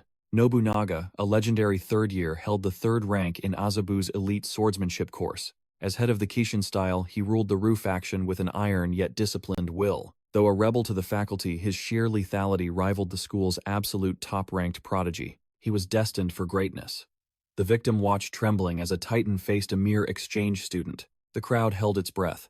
Nobunaga demanded the truth behind the escalating tension in his domain. Haruto didn't blink. He pointed at the bruised student, exposing the faction's pathetic display of bullying. Nobunaga's eyes narrowed with irritation. He turned to his men, his voice dropping to a dangerous growl. The bullies stammered lies, claiming they were only securing seats, and that Haruto was a deceitful intruder. Nobunaga moved like lightning. He silenced his own men with brutal strikes, sending them crashing to the dirt. He sensed their deceit in every nervous twitch. Lying cowards had no place in his elite faction. Retrieving the stolen blade, Nobunaga bowed deeply. He apologized for the disgrace his subordinates had caused. He carried the weight of their sins. Haruto nodded, dismissing the apology as unnecessary for a warrior. The sword was returned to its rightful owner. The victim bowed, overwhelmed by the leader's unexpected grace. Haruto was intrigued. He hadn't expected such profound integrity from the leader of a delinquent faction. Nobunaga stood tall. He preferred peace, but a leader must defend his faction's honor at all costs. The air grew heavy. To settle the debt, he challenged Haruto to a formal high-stakes duel. The victim begged Haruto to flee, reminding him of Nobunaga's terrifying rank 3 status in the academy. Haruto simply smirked. Without a shred of doubt, he accepted the challenge, eager for the upcoming clash. Nobunaga gave a curt nod. He promised a reckoning at the arena, once the final bell rang. As the legend walked away, Haruto's eyes lingered. The victim approached, his voice shaking with pure dread. He questioned Haruto's sanity. Why would anyone willingly walk into a slaughter against the third rank? The risk was suicidal. But Haruto turned the question back, asking the boy if this misery sufficed. If left unopposed, these shadows would haunt him forever. Silence is just another form of slow death. The man clutched his hilt, admitting he was used to the pain, hoping the nightmare would eventually end. Suddenly, a strange mana flickered from the blade. Haruto's keen senses caught the awakening of ancient power. Activating his Eye of Time, he peered into the sword's soul. A hidden force was stirring within. Haruto spoke to the true spirit inside. How did it feel when his very pride was stolen away? Confused, the man listened as Haruto explained that a deeper instinct, not logic, had forced him forward. The man stood stunned. Haruto pressed harder, asking if he was truly satisfied living as a ghost. Breaking point reached. The man roared that he was done hiding. He would protect his sword forever. Haruto's smile widened at the newfound resolve. He asked for the warrior's name, extending a hand. As their palms met, the young man introduced himself as Mitsurugi Ibuki. Haruto mirrored the gesture then, urged Ibuki to challenge the bully leader to a formal duel. Ibuki froze in shock, but Haruto's gaze remained steady, swearing to secure his triumph. He declared they would both seize victory in their upcoming battles today, to which Ibuki gave a firm nod. Suddenly, Haruto's phone vibrated violently. A barrage of angry messages from Yuzuki flooded in, demanding his whereabouts while she finished her meal alone. He sighed in pure exhaustion. Later, inside the arena's waiting room, Yuzuki stormed in like a whirlwind. She screamed, questioning his sanity for accepting a sword duel on his very first day as a transfer student. He tried pacifying her, claiming things just escalated, but his vagueness only fueled her fire. She barked, asking if he truly expected her to buy that. Haruto stood his ground, reminding her that the chairman himself had challenged them to reach the summit. To Haruto, the logic was simple. The fastest path to the top was crushing the third-ranked student immediately. Yuzuki clutched her head in, disbelief baffled by how recklessly he'd arranged this clash. Haruto then dropped a bombshell. His ultimate goal was seizing the #1 spot to challenge the chairman himself, defeat him, and finally return home. Ibuki, listening in, was paralyzed by such sheer audacity. "Are you serious?" he gasped. Yet, as his heart settled, Ibuki realized that if anyone could defy logic, it was Haruto. Defeating the chairman would be a legendary feat for the Azabu school. Ibuki then whispered about the ultimate prize, the fabled skill, Cube. Intrigued, Haruto pressed for details, hearing of this artifact for the first time. Ibuki explained that Kiryu Kamitsu, the legendary founder, had sealed the ultimate mysteries of the blade within that very cube. This revelation sparked a memory of Muramasa's cryptic words about unlocking sword mysteries at this very institution. Haruto leaned in, asking exactly what secret lay inside. Ibuki revealed it held a unique technique, that only the founder ever perfected: the dimensional slash. Haruto's eyes widened. Can it really slice through dimensions? Ibuki nodded solemnly, noting it was a legendary myth that no living soul had ever witnessed. Haruto wondered if such divine power could save his future self. His resolve hardened like tempered steel. Clenching his fist, he felt a surge of warrior spirit. But before his own fight, he turned to Ibuki, declaring him the opening act. Ibuki stammered, but gave a nervous nod, promising his absolute best. Then, Ibuki recalled the bully's explosive rage at the challenge, asking Haruto if there was a secret strategy for guaranteed victory. Haruto smirked, assuring him that total obedience to his instructions meant certain triumph. He then demanded to inspect Ibuki's blade. Later, within the grand arena of the Azabu Academy, students swarmed the stands. A roar erupted as Ibuki and the bully took their positions. The brute leveled his sword at Ibuki, mockingly questioning his guts. He snarled a promise to leave Ibuki broken and bloody, causing Ibuki to tremble, though he kept his lips sealed. From the sidelines, Yuzuki watched with bated breath, wondering if Ibuki stood a chance. Haruto didn't blink, radiating absolute confidence in his friend's untapped potential. Just moments prior, Haruto had etched a specific command into Ibuki's mind. The instant the duel starts, he must draw his blade and unleash a single lightning-fast strike without a shred of doubt. Ibuki had hesitated, baffled by the simplicity. But Haruto explained the bully would charge blindly, blinded by arrogance. Keep your eyes locked on the target, Haruto advised. Face him head-on and execute a perfect, quick-draw slash with absolute conviction. If Ibuki followed the plan, victory was inevitable. With burning eyes, Ibuki swore his trust in Haruto's wisdom. Now, back in the arena, Haruto watched from the wings, wearing a knowing smile. "Show them what you've got," he whispered. Meanwhile, across the stage, Muramasa's cold eyes scanned the fighters, sensing the heavy tension thick enough to cut. The announcer's voice boomed through the speakers. Mitsurugi Ibuki, of Class 2F. Rank 3424 versus the powerhouse Ku Kentaro. Rank 153. Kentaro sneered at Ibuki mockingly, suggesting they remain friends after he crushed him. Ibuki stood like a statue before whispering a chilling "understood." But then he added a condition when he won. Kentaro was to vanish from his life forever. Ibuki then hurled a fierce insult, igniting Kentaro's volcanic rage. "You lowly trash," Kentaro roared. The audience gasped at Ibuki's newfound spine, but Haruto's pride only grew. Taking a steadying breath, Ibuki gripped his hilt. Across from him, Kentaro summoned his weapon as the host. Match start, Kentaro unsheathed a second blade, leveling both at Ibuki. Haruto's eyes widened in shock. Dual wielding, was it mastery or pure arrogance? With a predatory grin, Kentaro lunged at his prey. Just as Haruto predicted, Ibuki held firm. He remembered the golden rule: never blink before the enemy. Eyes locked on the target. Recalling the strategy, Ibuki gripped his hilt and unleashed a devastating strike. A blinding flash, Kentro desperately crossed his steel, but Ibuki's supernatural speed shattered his guard completely. The impact was absolute. Kentro spiraled back, painting the wall crimson before sinking into cold unconsciousness. Silence fell. The minions gasped, while their leader Nobunaga merely sighed at such a pathetic display. Winner, Mitsurugi Ibuki. The arena erupted. Yuzuki watched breathless, unable to believe the underdog's victory. Haruto simply smiled. This wasn't luck. He whispered that Ibuki's blade was no ordinary piece of iron. It was a magic sword. Yuzuki froze. Earlier, Haruto's Eye of Time had pierced the blade's secret, a rare hidden trait. While the world saw a failure, Haruto saw a weapon of legendary power. Ibuki wasn't mana deficient. This gluttonous sword had been feasting on his spirit, masquerading as weakness. The true terror. This blade stored every drop of mana, waiting to explode in one divine burst. 3 years of silence, 3 years of accumulation. Without a single kill, the stored power was monstrous. Ibuki remained oblivious to his sword's legend.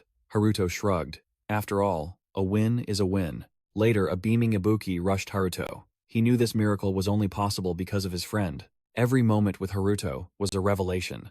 Ibuki felt like he was witnessing a legend in motion. Haruto just waved it off. It was Ibuki's own hidden fire that finally blazed through the darkness. He'd explain the sword later. For now, the spotlight shifted. It was Haruto's turn to fight. The atmosphere shifted. Muramasa watched. Nobunaga declared he would fight with his faction's full honor. Haruto's response was ice-cold confidence. He wouldn't have it any other way against a true master. Steel sang as they drew. Nobunaga shouldered his blade while Haruto's hung low and lethal. Determination burned in their smiles. Two monsters facing off, ready to paint the arena with resolve. Match start. Nobunaga stood like an unmoving mountain, forcing Haruto to bridge the deadly gap first. Tension gripped the crowd. Kentro, wrapped in bandages, prayed for a slaughter. Muramasa remained a silent observer. Haruto's mind raced. Nobunaga's stance was chaotic, riddled with openings that felt like a lethal trap. A trap, or pure skill. Regardless, Haruto wouldn't hold back. He vanished, closing the distance instantly. Suddenly, Nobunaga smirked. A suffocating familiar pressure exploded from him, freezing the very air. That aura, it was the same crushing weight from before. Haruto skidded to a halt, heart hammering. Eye of Time. Activate. Haruto searched for the Chronos factor, but to his horror, there was nothing. No time manipulation. These masters used pure killing intent to mask their movements. Prediction was impossible. Nobunaga drifted forward. He stopped at the edge of the kill zone, exhaling a breath of frost. Kishin style, secret technique. He unleashed the aesthetics of nature, a formless storm of invisible death. The stage disintegrated.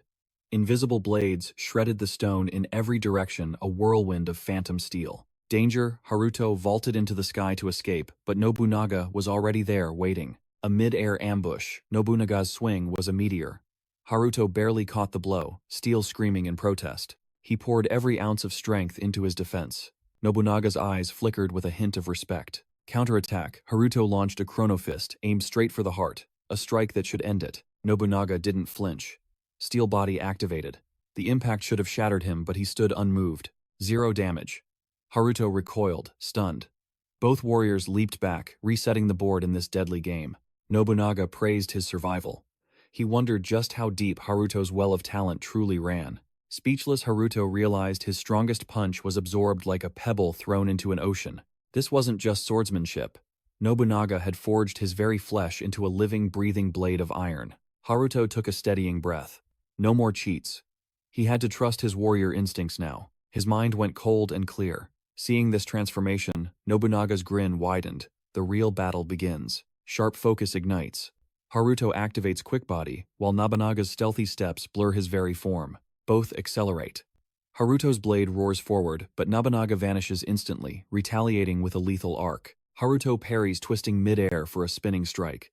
Nobunaga dips low, dodging by a hair's breadth. Using his blade as a ground anchor, Nobunaga pivots and launches a brutal kick into Haruto's chest. Haruto skids back, teeth gritted, stabilizing his stance. He tightens his grip as his resolve burns brighter. Recognizing Nobunaga's overwhelming might, Haruto steps forward. He refuses to let this victory slip away. Charging with full momentum, Haruto swings his steel only for Nobunaga to catch the impact effortlessly. Nobunaga counters a heavy slash, forcing Haruto into a desperate head-on clash of pure strength.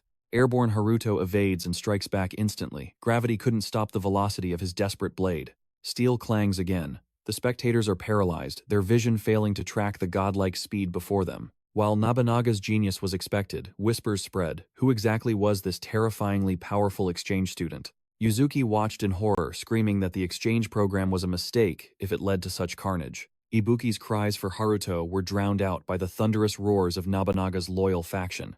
Haruto's heart hammered. Losing wasn't an option. Victory was the only path forward for his survival. To save his future self, this duel had to be won. Nobunaga sensed that desperate aura. He saw the heavy burden Haruto carried. Nobunaga respected that, while yet his own reasons forbade defeat. Suddenly, the atmosphere shifted. Nobunaga unleashed a crushing pressure, his aura expanding like a storm. Haruto recoiled from the sheer weight of it. With a grim purpose, Nobunaga lunged for the final blow. As he moved, shadows of the past flickered. 8 years ago, a younger Nobunaga left for school. His mother's voice was warm, a fleeting moment of peace before the harsh reality of the world. Inside the classroom, his desk was scarred with hate, vile slurs, and demands for the delinquent to vanish. His peers laughed, hiding their cruelty behind masks of fake pity, as they tormented the poor boy. Nobunaga stayed silent amidst the mockery, a hollow shell, while the world around him roared with ridicule. Returning home, he heard his mother's desperate pleas. A debt collector stood over their crumbling life. She was just a guarantor for a husband who vanished, left to drown in someone else's sins. Her tearful apologies broke something inside him. Fury erupted as Nobunaga watched her spirit being crushed. He ran to the park, striking a worn punching bag until his knuckles bled, swearing to change. Strength was the only answer. He would become a monster if it meant protecting his mother's smile. Years passed and the ring became his throne. As an underground boxer, he destroyed every opponent. Each victory was just a means to an end. Power was the only currency that mattered. Then, a shadow appeared in the hallway. Muramasa had found the undefeated king of illegal brawls. He addressed the boy as Raidu Nobunaga, the ghost who dominated the brutal fighting pits. Nobunaga bared his teeth, demanding to know who this well-dressed stranger was and what he wanted. Muramasa praised his physique, but warned that such raw talent was rotting in these dark alleys. Angered by the insult, Nobunaga lunged. Muramasa simply asked if money was the key to his family's salvation. The mention of his family sparked a lethal rage, but Muramasa only offered a mysterious envelope. It was an invitation, a chance to trade fists for steel under the legendary Kishin sword style. The Kishin style was built for warriors like him, those who understood the true essence of combat. Muramasa challenged him to master it. Only then would he be worthy of a real audience. He offered a full scholarship to Zabu Academy, a place where swordsmanship governed the social hierarchy. Nobunaga spat on the offer, crumpling the paper. He didn't trust charity, suspecting a sinister trap. Yet the hunger for ultimate power outweighed his fear. Determination surged through his veins like fire. He would sell his soul for strength. He accepted, vowing to climb until no one could look down. 2 years later, Nobunaga stood as a Kishin master, his lifelong pursuit of power finally bearing fruit. He finally realized the true reason why the mysterious chairman Muramasa had chosen him. Sent to Azabu Academy, a ruthless world where swords decide everything, and every student carries a dark, hidden past. Chaotic outcasts gathered here. Muramasa's plan was clear. He wanted Nobunaga to unite these wild rebels under his banner. Before long, the school's most dangerous delinquents obeyed him. Nobunaga had become the undisputed king of the Academy's underworld. Though Muramasa remained a total mystery, he gave Nobunaga a chance to earn wealth and finally clear his family's debt. Gratitude fueled him. To the world, they were just thugs, but to Nobunaga, these misfits were his only family. They were reflections of his own soul, flawed warriors desperately fighting to survive in a world that had abandoned them. With their pride on the line, Nobunaga roared with confidence. He wouldn't lose. Surrender simply wasn't in his DNA. That raw intensity caught Haruto off guard. Then, Nobunaga unleashed it, the Kishin style, secret technique, scenic beauty. A terrifying pressure erupted from his blade. Haruto gasped as the overwhelming aura threatened to crush his very spirit. The strength radiating from Nobunaga's sword was skyrocketing. Haruto realized he'd be annihilated if he didn't end this now. The sheer force was staggering. But in Nobunaga's eyes, Haruto sensed a purity and conviction unlike any opponent before. This wasn't a time for cheats. Casting aside his time flow abilities, Haruto chose to rely on pure, honest swordsmanship. He trusted his blade, his only faithful ally. Channeling his resolve, Haruto finally activated his ultimate chaos sword skill. He called upon primordial power to meet Nobunaga head-on, unleashing a wave of energy that rivaled his opponent's might. Pouring every ounce of mana into his steel, he remembered the prophecy, to master space-time, first master the sword. The mage's journey began with the blade.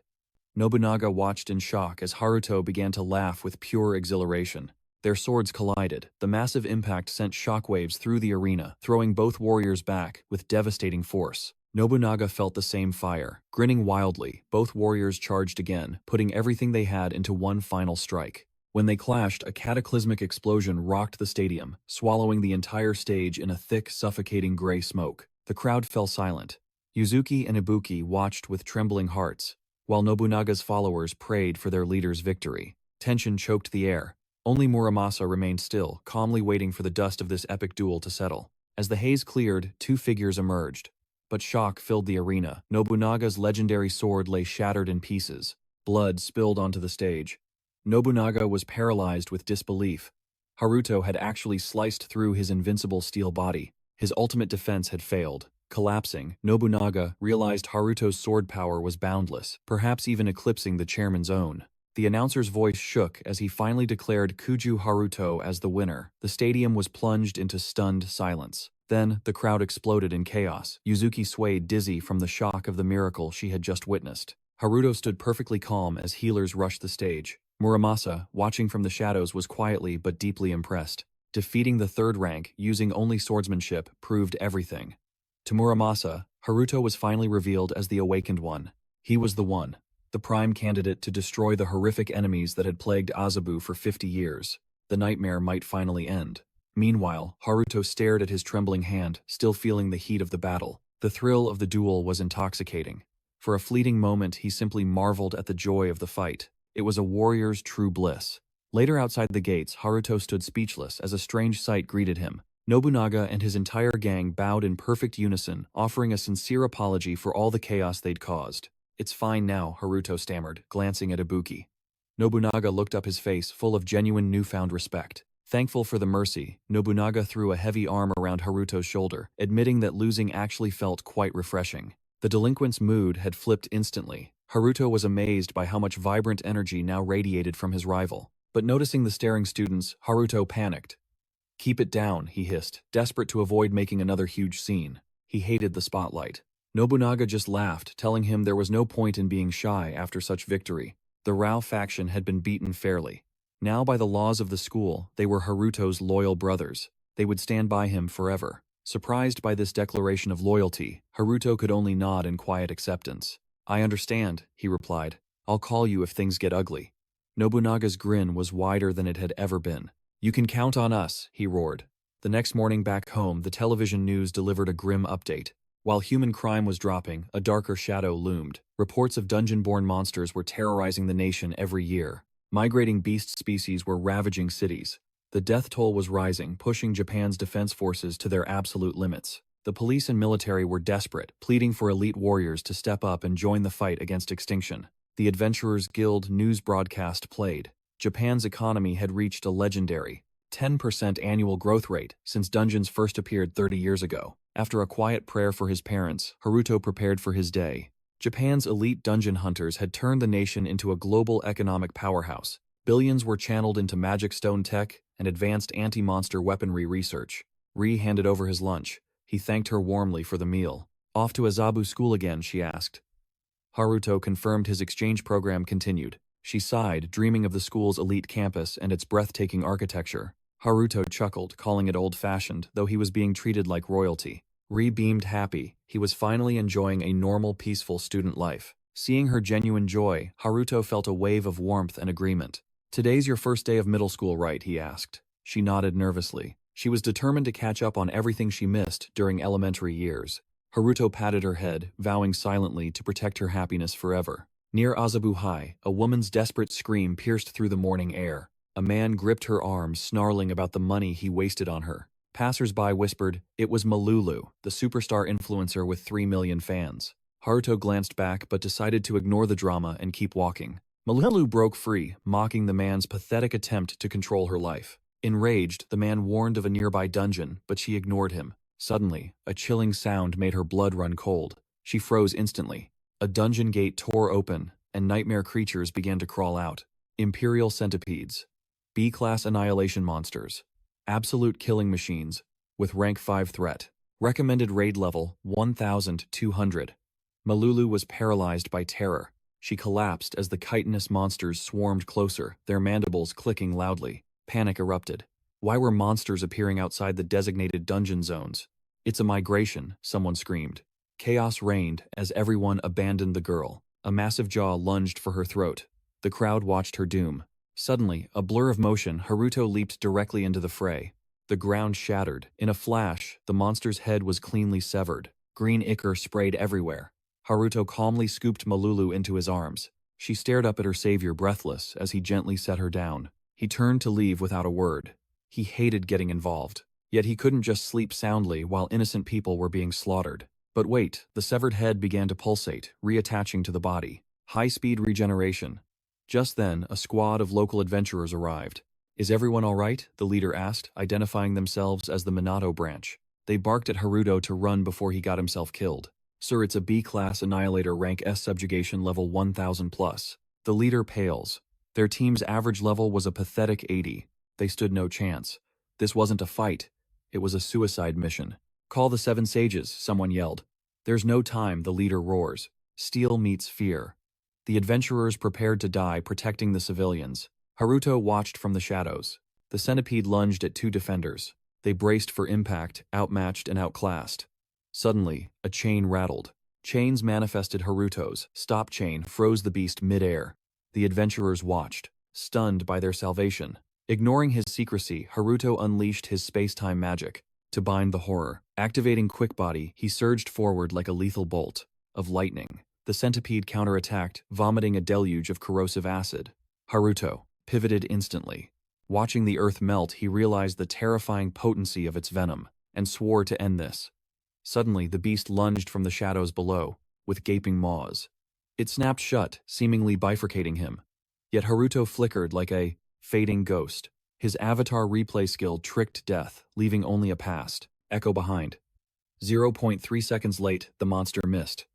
Haruto swung his blade, in a devastating arc, decapitating the titan instantly.